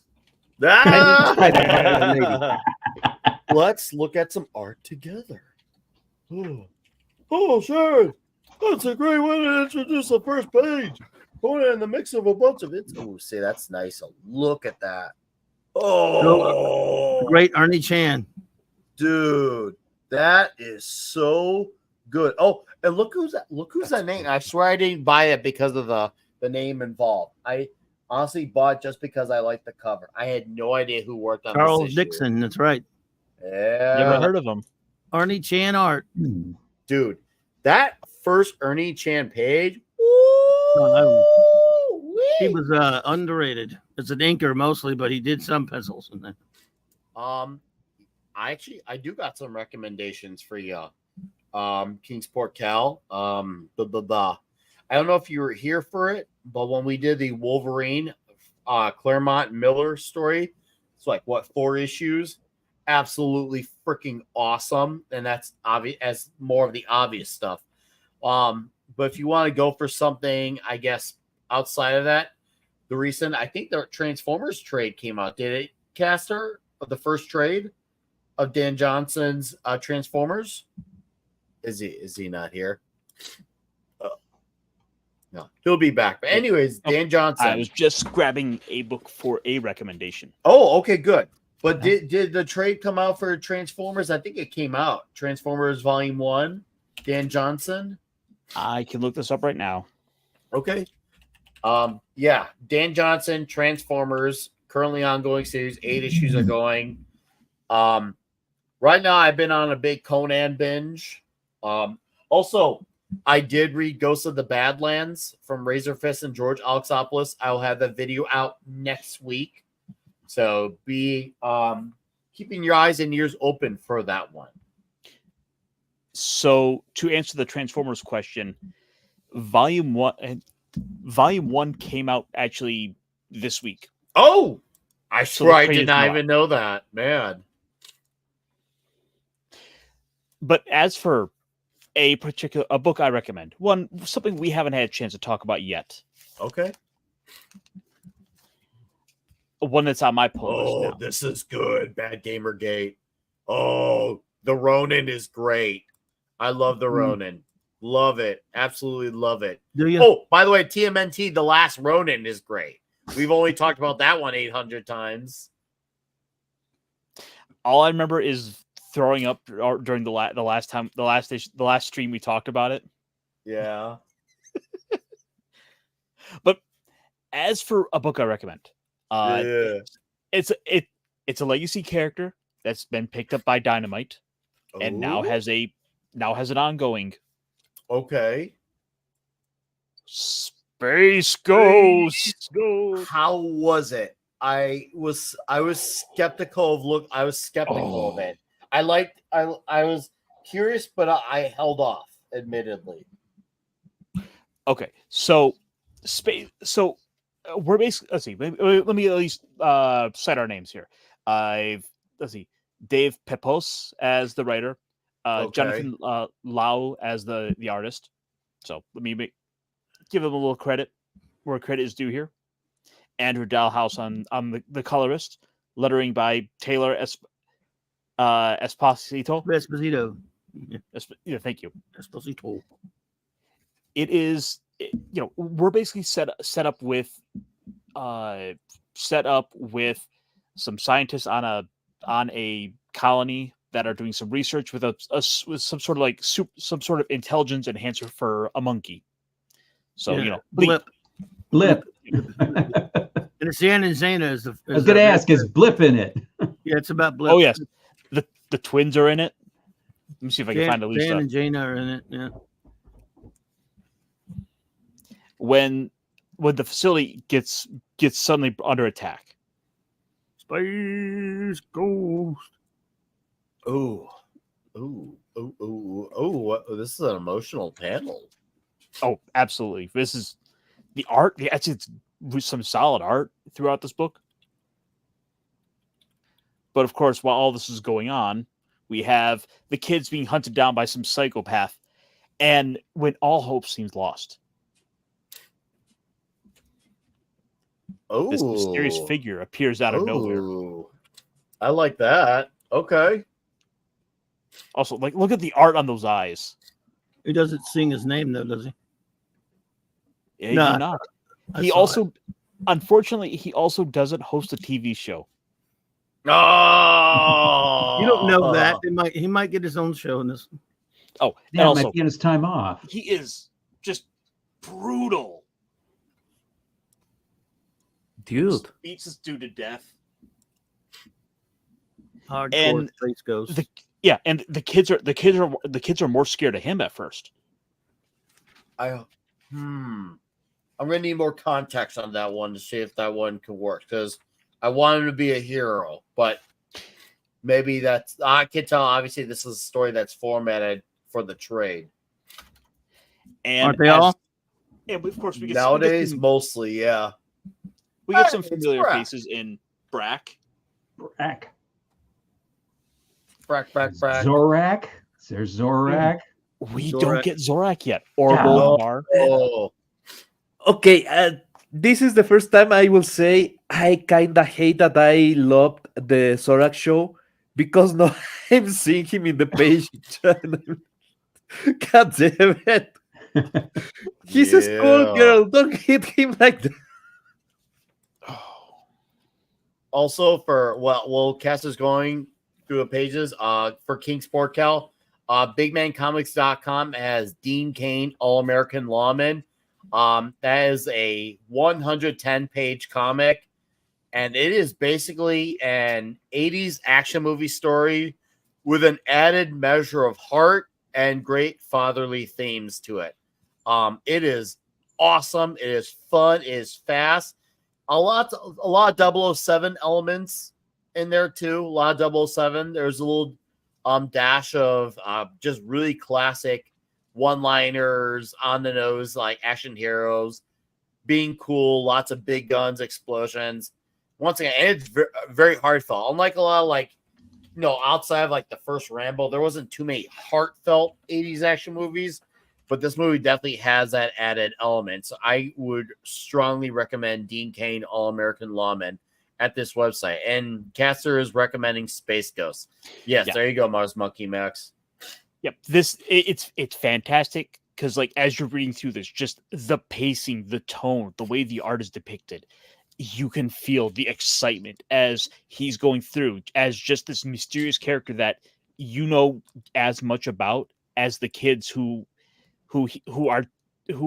he's showing up to save. And at first they don't know him. They barely know what he is, what's going on with him. All they know is there's these alien bounty hunters here looking for the monkey, and he's showing up to save them. It's a great ride. This is one I cannot wait for the next issue. I think it comes out next week. This is absolutely recommend. Okay.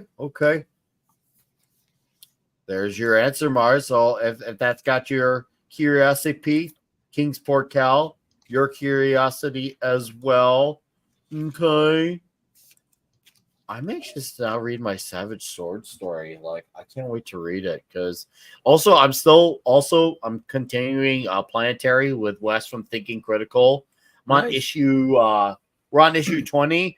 Now, the last issue, I will admit, as good as it was the most confused one I was of it. Of course, Cassidy's art was glorious, which is like saying, no, is Peter Parker Spider-Man? We know that. But oh boy, like there was some exposition amongst the glorious art. I'm like, okay, there must be something wrong with me here. And then I talked to Wes, and when we did our video for it on his Patreon, and he's like, oh, I was confused too. I was just like, oh man, okay, I'm not totally stupid. Totally not stupid. But oh boy. Get used to it. Well, get used to it. It's Planetary. It gets even crazier. We have 7 or 8 issues now because we did issue 19. Yeah, 8 issues. And now, of course, we did say when we did our video that, a lot of, by the time it wraps up, we might understand better because sometimes certain things you have to, get the full picture of to fully grasp it. But this is the first issue where I felt truly confused. Truly. Like, there's some issue I'm like, maybe if I do a double read of that, I'll understand it better. And I have. But this is the first issue. So it took me 19 issues to actually be like, what the hell is going on? This is the first one. So I'm actually amazed it took me this long to get to that point. I thought I was going to be lost by like issue 9, 8. But still, though, really enjoying it. But oh boy. I myself have not read it at all. Personally, I'm skipping it. I do have a bunch of buddies of mine who are reading it, still reading it. It seems like they're enjoying it. I know Yellow Flash has talked about it. He's enjoyed it. Wes has talked about it. I don't want to give Ultimate Spidey the Peter and Mary Jane in the Ultimate Universe story. I refuse. But, if people are enjoying it, I can't argue the market that's enjoying it. That's for them to enjoy. That's fine. But for me, if it isn't happening in the 616, then I honestly just don't care. But hey, I'm happy for those who are enjoying it. Yeah, I'm kind of in a similar boat. For me, it's just that like I've been burned too many times with Spider-Man that I don't want to get my hopes up. I don't want to go back and and start to enjoy it only for them to pull the wool over my eyes once again. I know what I mean. It's happened one too many times, and and the thing is, I'm really enjoying reading the classic stuff right now. I'm getting the Spider-Man that I do want. That Ultimate just feels redundant to me right now. No, they only read that first issue. Okay, yeah, and I did hear people say it's good. I just don't care that even if it doesn't, pull out the rug from it, because there is that possibility it may not. It's once again, it's in the Ultimate Universe. This was done as a convenient way to not acknowledge it in the proper universe. That's all that was, and to me, that's still a very pointless gimmick. So, of course, that's a dead horse that I've talked about and beaten several times. But once again, that's just my opinion. If you want to read it, you read it. If you love it, don't let my opinion take it away from you. You enjoy things on your own merits. I welcome people to have their thoughts and opinions be the opposite of mine via the panel or in the chat. B. Marte. Holy crap. We're 20 again. You crazy man. Says, I step away from White Castle and then I come back and can't find your show. They unsubscribed me. Oh, dude, what the hell, man? I'm sorry that they did that. Weird. You didn't have to give me 20. That was very generous to give me 20 to let me know that, but dude. All right. Terrible. So I'm not sure if you especially the unofficial sponsor by the way, of Comic Shop Talk. That's crazy. Well, White Castle, we should all go there. Right. Caster, by the way, that Space Ghost issue that you just bought. Dynamite. There are more variant covers than there are pages in that comic book. There really are. Almost double. What is it with the? Don't give me. I didn't mean to start myself. The variants are getting out of hand, man. They've been out of hand for a while. That's and Dynamite's the worst. Issue. Oh yeah, here let me pull this up again, just because like they gotta make sure they show you in the back of the book like how many variants they put out. Oh yeah, they do showing you. Yeah, they show you in the back of the book. Here's 12. They go A through Z, then they go past that. And then if I flip the page, here's a 2-page spread of all the other covers. Oh It's my insanity. goodness, that is nuts. I like the Michael Cho cover, by the way, because it's based on the. Yeah, it's a good cover. Gold I cover do one. like it. Looks like the old gold key. But good lord, man. Go ahead. So Just I'm saying. gonna finish this thought. B Marte, once again, thank you again for Nerd Honey. You didn't have to do it, but thank you. Yeah, YouTube has been really, really, really weird these last 5 months. And I do not know if it does or does not have anything to do with election year. Maybe it does. I have nothing to prove it, but nothing to disprove it either. But would surprise me if that was the case? Of course not. I mean, if you're in this show, you're not here by accident. But regardless whether it is or isn't true, guys like me, guys like Clubby, we just keep on trucking. We don't let that stuff say, okay, we're just going to stop just because we're not getting subs. We love what we do. We still keep on making these shows happen. And we're going to, keep the show going on. And we have an audience that loves it. We'll still go out of their way to find us. And that's what I do love, is that we are not entirely dependent on the algorithm per se. I know there is new algorithm BS, whatever. I'm probably super blacklisted. I've already been told a lot of people are not allowed to get notifications for my channel. It sucks, but I don't let it phase me. I don't. To me, you could always go out of your way to just type in my name and go to my page rather than wait for it to pop up on the notifications list on new stuff.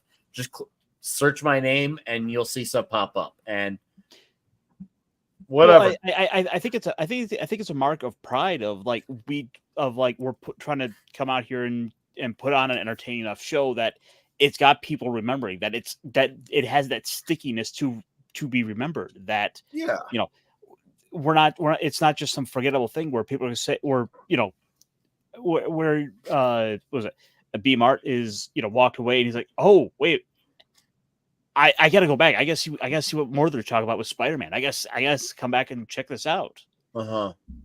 So I think it's a mark of pride of that. It is. And people, we have a dedicated audience. I mean, we have Bad Gamergate. He heard that we were talking Spider-Man yesterday on Mead. He subbed right away, and here he is the next day. And clearly he's been very vocal in the chat, which I love to see. If people want to catch, I'm of the mindset that if people want to come here, they will make it happen. That's just me. And maybe that could be an old-fashioned mindset. I don't know. I don't care if it is. But to me, if people want to be here, they'll make it happen. That's where I am with it. I'm so numb to the process that I used to be a lot more vocal about how much it used to irritate me. But I just don't care. Like, whatever, man. All right, I'm having fun. I get to hang out with Caster, D-Bud, Pablo, Clubby. I got my guys on Toxic Tuesday. I got my guys on Midnight's Edge, Comics Division. And I get to do videos. And I was able to do 2 videos this week with another one on the way early for next week. And the week after, I'll have another video after that. So it's just like, I will hit landmarks when they happen. But that's not what this is about. I do those things when they happen organically. I love having fun. And when the landmarks happen, we'll celebrate, we'll party, I'll get blasted, it'll be great, you can laugh at my expense, it'll be awesome.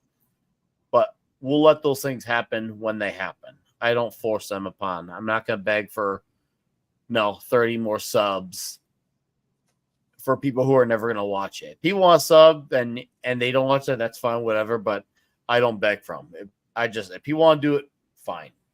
Anyways, I'm done talking about that trash. That stuff's useless anyways. It really is. We live for the words to be continued. I know in your show. See, look at it. He gets it. See? he's one of those guys. He knows. He's like, I know when the show's going on. I don't need no algorithm, whatever that trash is. See, it's my kind of guy there. He makes it happen. See, I like that. Shout out to Kingsport Cal, by the way. Good man. I remember he discovered me via my buddy Jacob's Society Reviews, which I haven't talked to Jacob in a while. I gotta fix that. Jacob is a guy hung out in person. Really good dude. I love Jacob. I had a good time hanging out with him in Florida and would love to hang out with the man again in person. But here, let's admire a few more sweet old school Conan pages. Because why the hell not? Seriously, why the hell not? I mean, all right. Yeah, I can't just not. Guys. Of course. Dude. Look at that. Look at the land. It crosses over into the air page too. Ooh. Dude. It's so toxic. I can't believe it's not Tuesday. No, I know, right? Dude, and look at that thing. Dude. This is really good. Dude. I can't wait to read. I'm just bringing this with me tomorrow at work. Screw this. I'm not waiting. I can't just not. Seriously, that is so freaking good. Yeah, I'm on a mission to just if I go to a place and a shop has back issues, I'm just gonna start seeking out some of these old school savage swords, if you will, of Conan.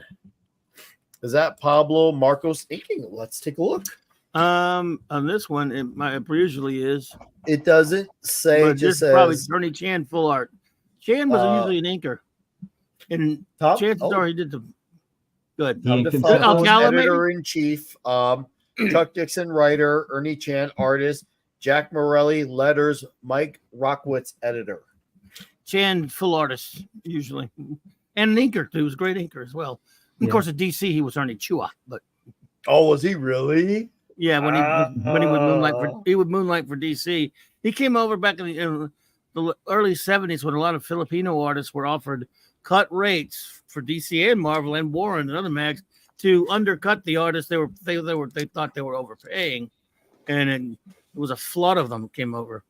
All right, he was one of the best. Show off once again for our amazing gentleman in chat. Issue 183, The Savage Sword of Conan.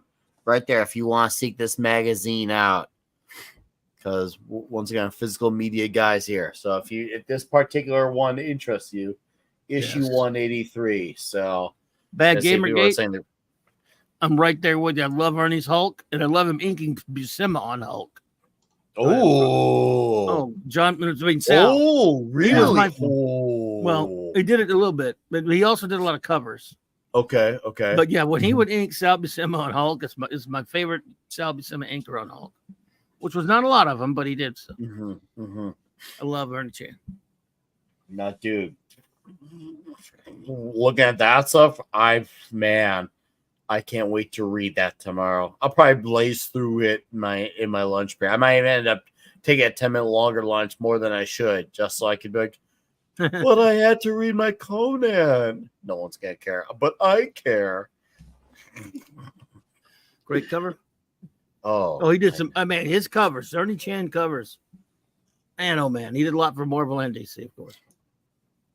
Made a living doing a lot of covers, and of course, a lot of Conan. And next month, for our gentlemen too, chat and panel, late June. Savage Sword issue 3 of the current Titan comes out, and it's a preview right here. Little Kerry Nord right there, some Kerry Nord art. Yeah. He will be doing the main story interiors for issue 3 of this. Frank Thierry will be writing. As you can see, it says back there, featuring a chilling Conan tale from writer Frank Thierry and artist Kerry Nord. The exciting conclusion of writer-artist Patrick Zerker's Solomon Kane epic. A silent Conan story from writer-artist Alan Qua. A tantalizing sneak peek of John C. Hawking's novel Conan City of the Dead that comes out this fall. Plus jaw-dropping covers from Alex Horley and Kerry Nord. Incredible art pinups and more. Which, by the way, speaking of, cool cover. Number 11. I'm doing the stretch out. Alex Horley. This cover reminded me of some like freaking like role playing show. I was like, bro,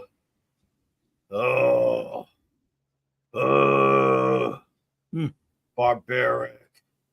So yeah, absolutely like that one too. Oh, and painted cover too. By the way, good old. I'm a good sucker for a painted cover. That is, dude. I just can you imagine if he just level that thing at his head. It'd be a bloody mess. A bloody mess. Man. So, yeah. Anyways, now I've been talking too much. I apologize. I'm like, go to the library. It's called read. Oh, that's good, man. Send them to the library. That's how it should be. That's something that's 90s properties, whether it was cartoons, movies, video games, toys, good or bad, regardless of how we feel about any of them. A lot of them did a lot better job of at least promoting the comics and making it known that, hey, this is based off a comic. Check out the comics here, or even sometimes come supplying with it. That was a thing that ball has absolutely dropped. Even during the better days of the MCU, that's something that you didn't see. Like, I think the last time something really pumped up the comic, I mean, to my knowledge, was probably when The Walking Dead was starting to get really famous. I mean, if you guys know of another one, let me know. But I think that's the last time something was hitting it big on another medium.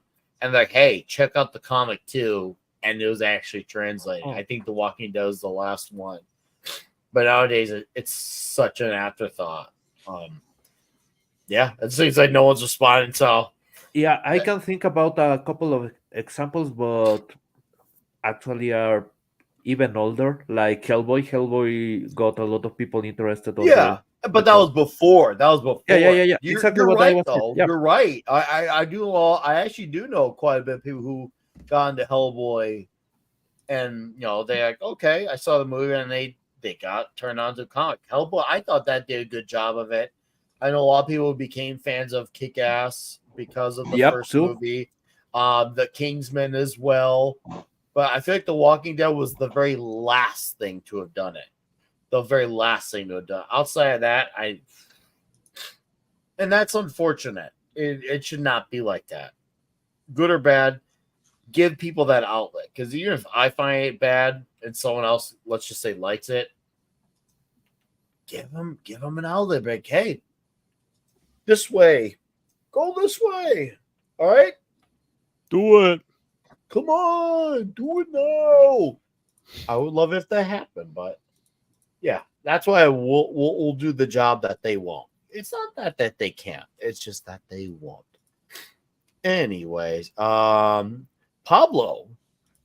because I'm talking way too much. I'm getting sick of it. Really sick of it. What have you been enjoying outside of Spidey? What have you been enjoying on the reading level? Oh, okay. For some reason, my brain was in a weird, different reality where My Hero Academia was already, or at least the biggest arc, that is the All Might versus All for One, ended. So I was really convinced that that part was absolutely over, and I knew who fought. I knew how it ended, who stopped who, all that shit. Well, ends up that it ended last week, and I was right. And I don't know how the fuck that happened, to be honest, because there's some stupid details that I knew that I should have not known. I will just say that without spoiling the whole shit. So I have been reading the issues that I was missing. That is not a lot. 2023, I guess. I thought it was over because All for One was dead. Well, that didn't happen until this year, so I was right. What the hell? Oops. Which means that, yeah, I have been enjoying a lot of great stuff with My Hero Academia. I also got caught up with One Piece. That there's a lot of silence coming from that realm. Oda has been really silent, and we don't know if he's working full force of if what we are getting is stuff that he already had. So I don't know. I'm just hoping for the best because the story is getting really, really good. Is that what I never thought that the big revelations will come in this way. Damn. I will just say damn.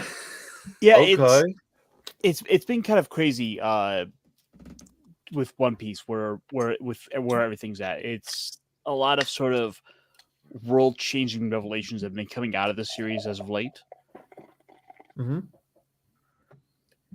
And well, part of the revelations we already kinda knew, but some of the revelations are completely on left field that I don't think anyone was really thinking too hard about. Like, there were probably about 5 people on the planet that probably had gone down that route. Wow. Oh, I can't wait to get there in 10 years. That's going to be great. And by the way, Vulcan Lives, have a great night, buddy. Thanks for being here. Happy Memorial Day to you, sir. Carry on, Pablo. Okay. There's a lot of small things that people kinda got right, and all the clues were already there. So you get all these small factors that they are saying that happen in different parts of the world, and some events on, I will say, the last year of issues. But a lot of the revelation came out of nowhere, and it's really interesting. It puts in context a lot of those clues that, again, Oda has done this a lot with Big Mom. He did a lot of those small clues that pay off 20 years later. It's happening again, and it's That's really good. interesting. That's how it should be. Yeah. I'm just worried if Oda is in good health and he is working without any hesitation. Because there's times when you are emotionally pressured that you kind of become unable to really follow your work, and that happened. Oh, go ahead. Oh, just I sort of with that in mind, I do wonder like how much of what we are seeing is sort of was done back around the time that Akira Toriyama had passed away, because he was affected enough by it to have needed to take some time off from creating the series. Yep. Well, part of the revelation we already had before the announcement of the passing of Akira Toriyama, and they have been stockpiling on a lot of materials. So there's a huge probability that yes, this is all. This is material that was unpublished, but was already at least on the inking stage. So something they banked. Yep. But I'm still hopeful. The quality has been outstanding.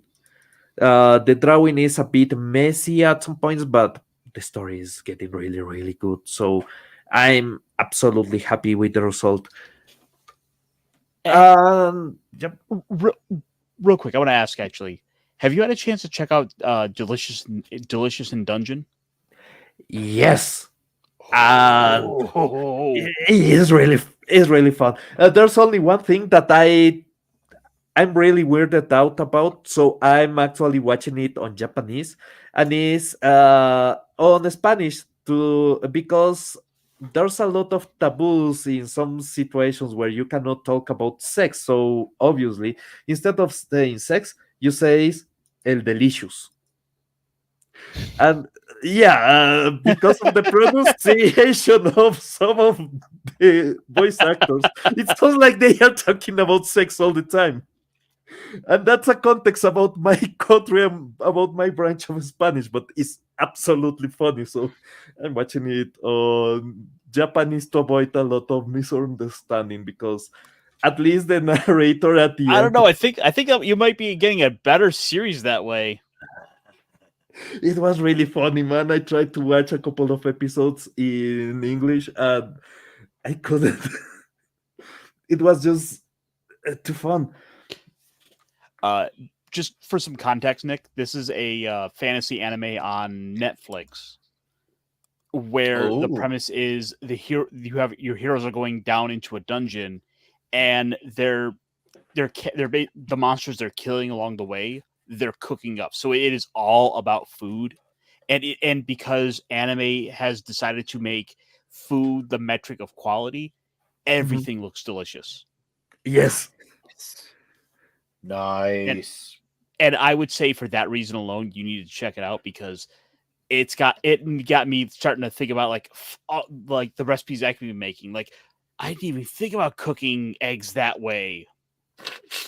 No, more than that, think about the, well, no, D&D is kind of fucked up, but think about all the campaigns that you can do where they lose the supplies.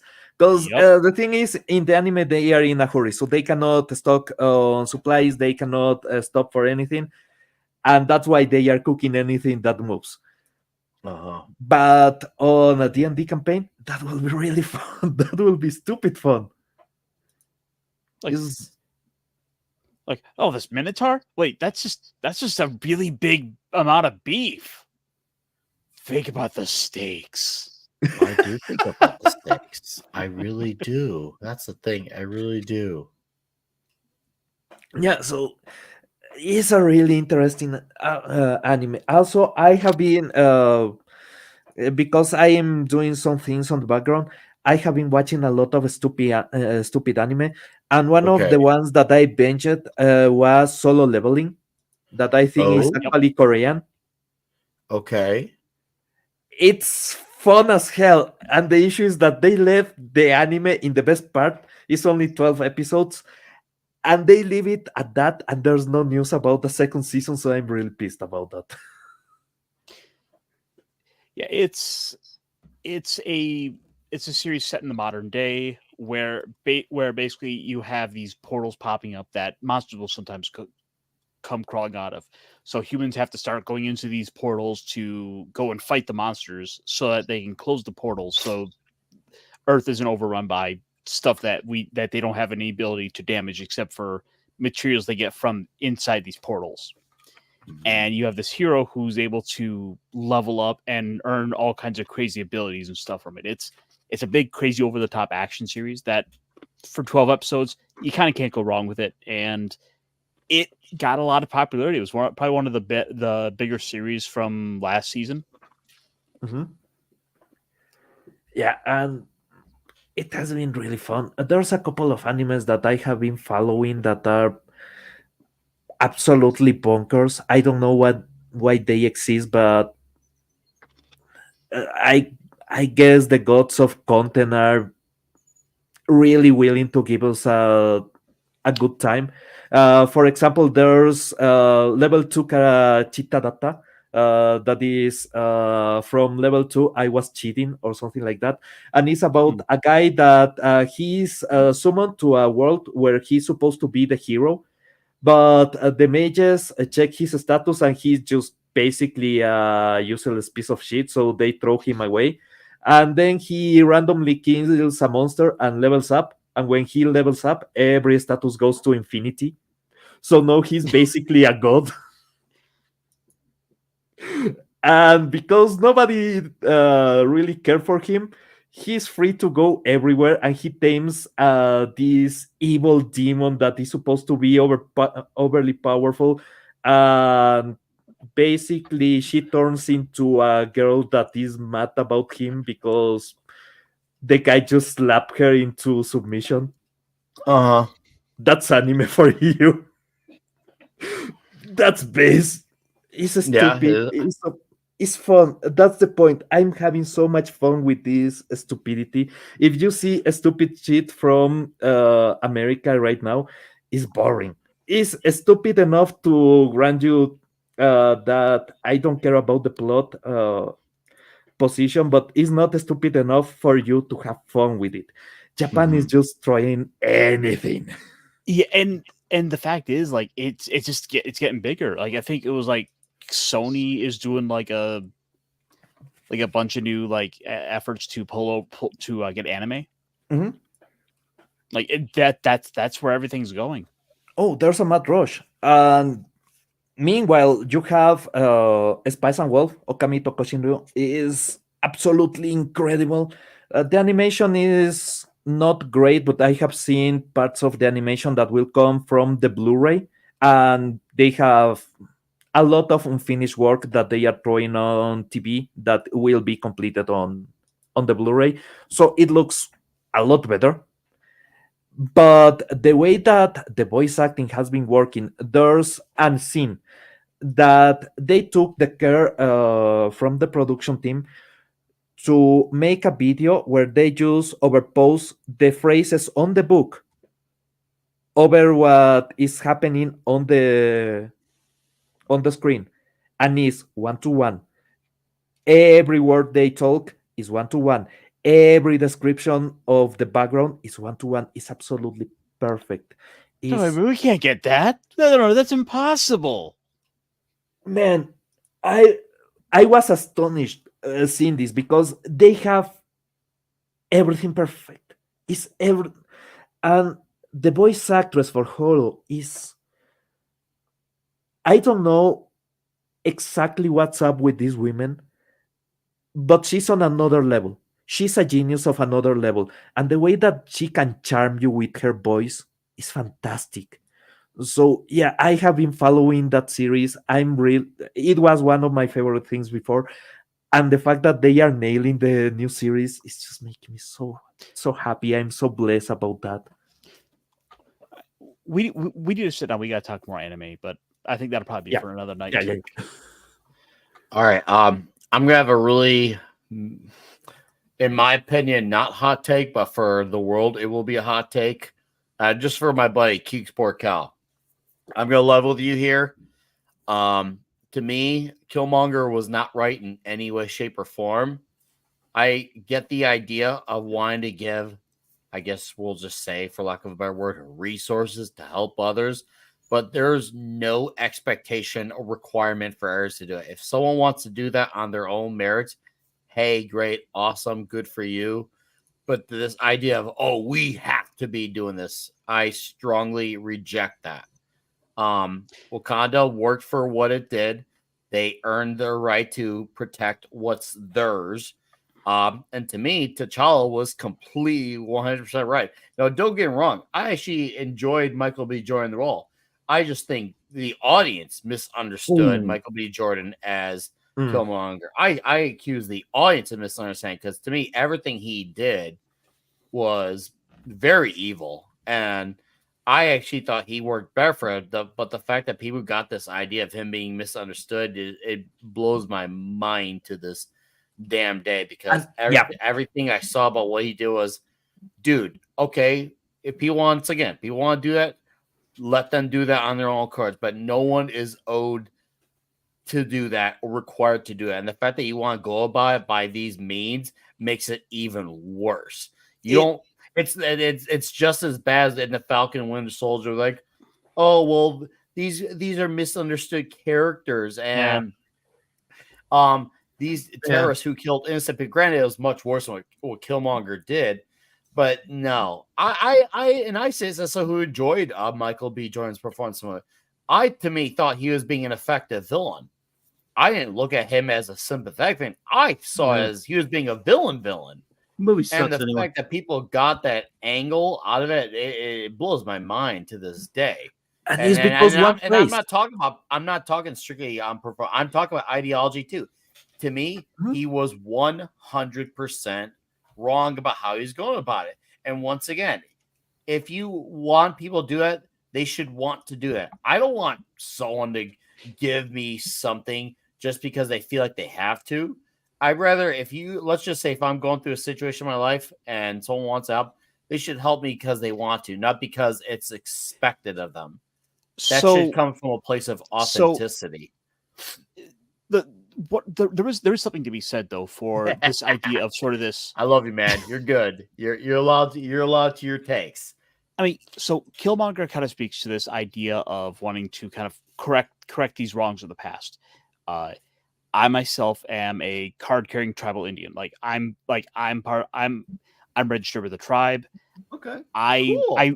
There is a big relation I have there to and kind of I think about that sometimes where it's like where it's easy to think about like, oh, how, my tribe, my people were wronged in the past historically.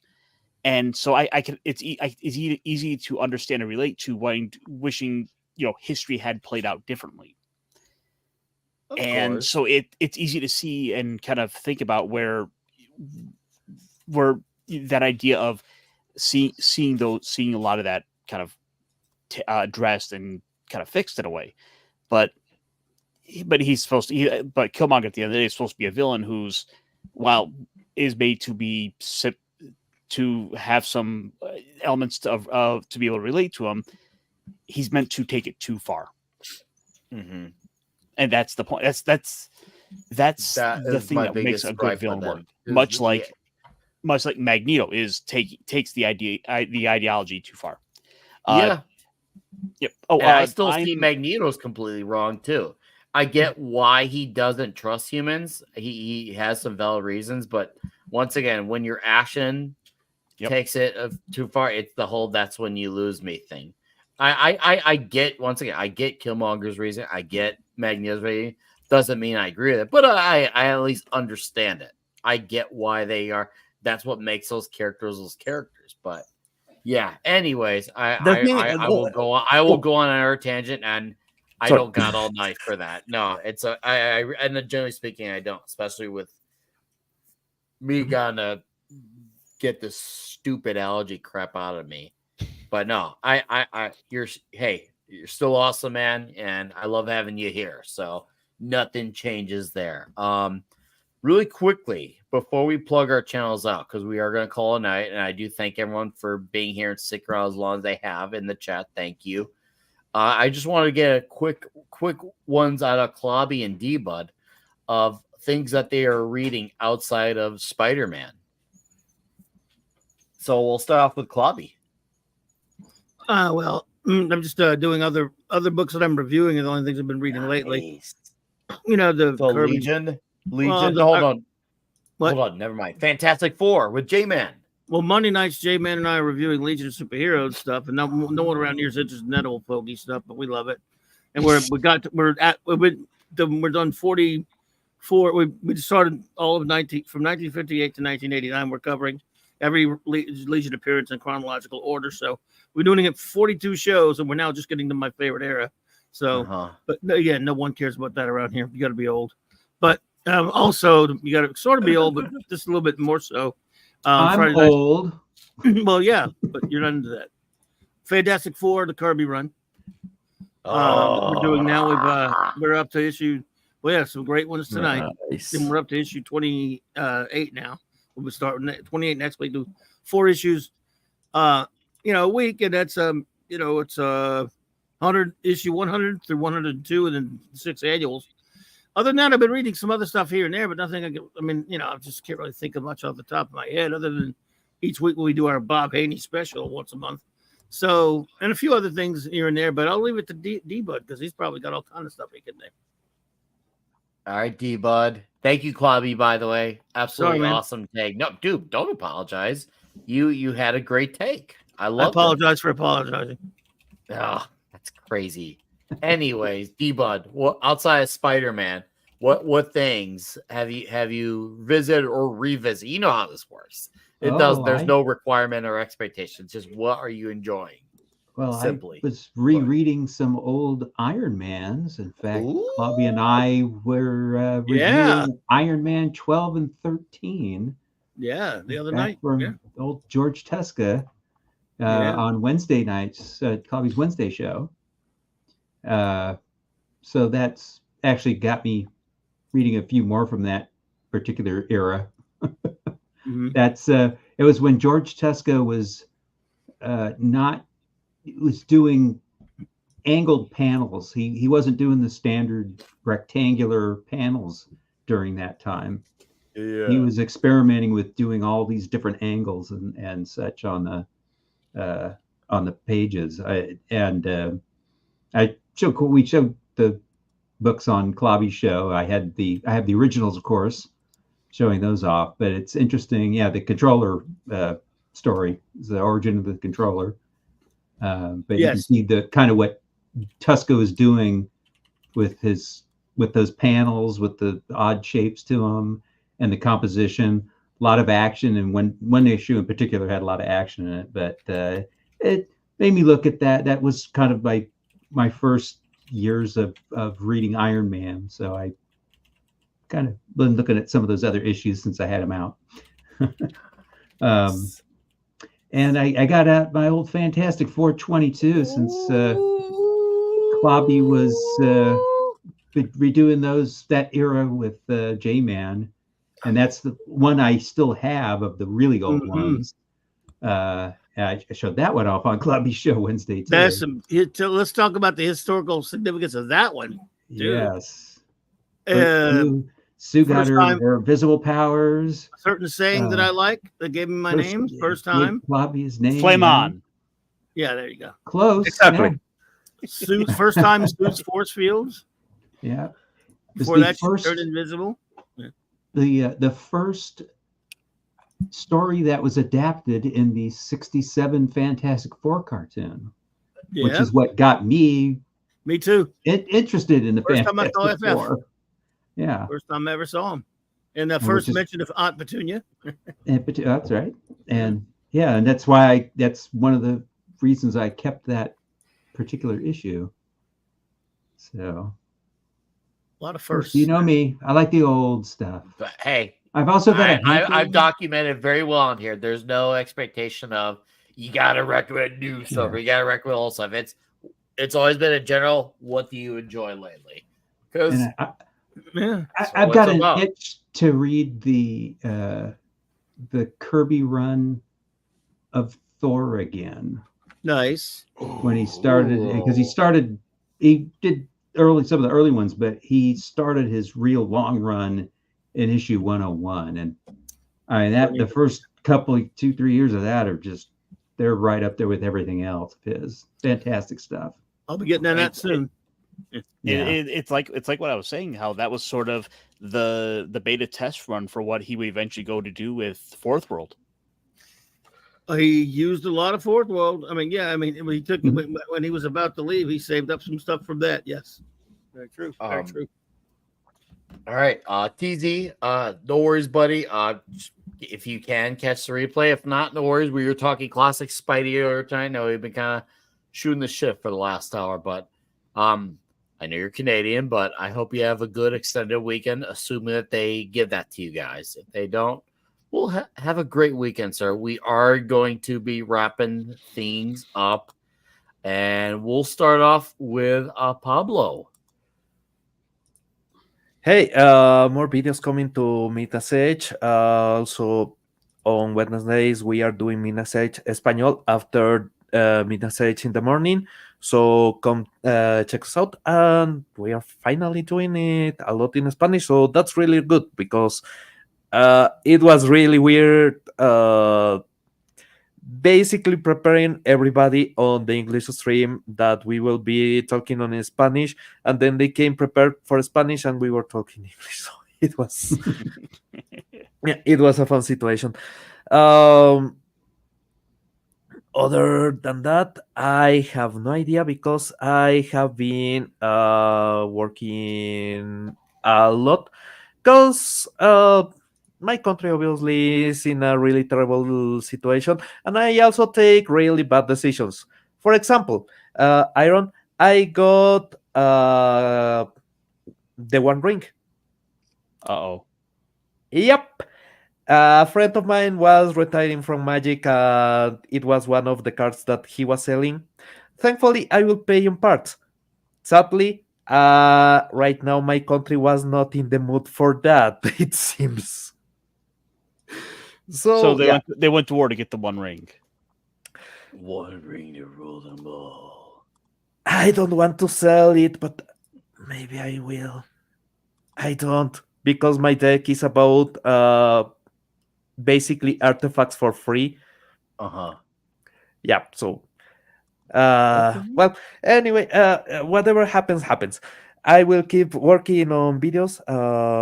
Please come to mi message español, and hope to see you soon. Also, today was a chill day, and this stream was really, really good, man. It complemented the day. Nice. No, hey, Yeah. Pablo, thanks for being here, sir. Loved having you hang around here, giving the ever so excellent thoughts on the Amazing Spider-Man. You have a great night, weekend. Keep up those Midnight's Edge videos, sir. We'll hang out again next week, and we won't skip for DLC there. We'll just do a shorter episode then too. So it's gonna be great. Nice. Thank you, sir. Caster. And by the way, guys, before I say have Caster shout, in the description, all these guys' channels are in the description. So, because I'm not wrenching, but you can just click on them in there and you'll go there. So go ahead, Caster. Lost my voice. Saturdays I'm on with T-shirt Historian for the Week in Geek, where we will no doubt be talking about Wizards of the Coast because I sure love to stick their foot into it each and every single week. And Pablo, I'm of the opinion that proxies are okay because Wizards of the Coast wanted to try to sell $1,000 packs of Magic cards. But the shiny is the foil version. Yeah, but you can go on Etsy and buy like a homemade proxy one that's just as shiny. Yeah, I know. Monday nights on my channel for the Mech Pit Chat, where we are delving into all kinds of fun stuff from Ultraman and all the Tokusatsu and Gundams and Kamen Rider and all that fun stuff because, well, we're not getting any good superhero stuff out of the West. So let's go find some better stuff to talk about. Tuesday, can't talk. Tuesday will be Talk Hard with Pops and Stone Loki, where this upcoming week we are talking about Galaxy Quest. Nice. Ooh. Nice. Great. Love it. Ooh. Which I really haven't seen before. So Oh my God. So I love that movie. Nice. Well, man. Caster. Wow. Hell yeah, dude. So I like to hear. See, guys, go sub to Ironcaster. Go hang out with him. All the channels he pops up at, Pops and such. You can follow me over on Twitter at the Ironcaster. So I'll be posting up where I'm at, and I really need to do more community posts on the channel so I can keep everyone in the update for where I'm at. Go follow him there now, Caster. Nick, guys, happy Memorial Day. It's been a blast. Happy Memorial Day, sir. Thank you. We'll be talking in a few days. You know that, but you already know that. Clubby. Oh, well, sorry I had to run earlier, buddies, but thanks for having me. Tomorrow night, Saturday Night Star Trek at 9 p.m. Central Standard Time, starting season 7 of Star Trek Voyager. 4 more episodes reviewed with my wonderful first officer and our great friends we have in the chat. And then Sunday Night Geekery, of course, on the great Mark D. with C's channel, 10 p.m. Eastern Standard Time for him. Good times for a mutual buddy, Mark D. And then Monday, I'll have 2 shows. I'll be on J-Man's channel with our Legion Superheroes reviews at 6 Central. And then 9 o'clock, Monday night, Mark C. Comics Talk. And the rest of the usual spate of shows throughout the rest of the week. All right, Clubby. Thank you, man. Thank you. Appreciate you, dude. I will see you in a few days, as always. Yes, a sir. gift that truly keeps on giving. D-Bud, it's been awesome talking Spider-Man with you for the last several weeks. Well, let's close out this last chapter bigly. All right? Yes, it'll feature a special comic that I will be showing next week. Oh At least yes. special for me. Ah. But yeah, thanks again for having me on. I've been kind of goofing off this week. It's been a vacation. As far as YouTube, I've been on shows, but I haven't really been modding this week. But I'll be back next week. You'll see me on Midnight's Edge and Mead, did WDW Pro, that Park Place, Valiant Renegade on Sunday, and on Monday, I'm on that 70s rock band modding there. I really want to push him because he's less than 10 away from 1,500 subs. Nice. So he's that close to 1,500, and he says when he breaks that, he'll have memberships on his channel. Oh, nice. So, and he'll be discussing band names. Rock band Nice. names. The good, the bad, and the ugly names that are out there. So, hope to see folks there. And, happy Memorial Day, everyone. I'll be giving to the USO. I do every Memorial Day. All right, man. Thanks for being here, D-Bud. Appreciate you, sir. Happy Memorial Day. And as always, I will see you soon.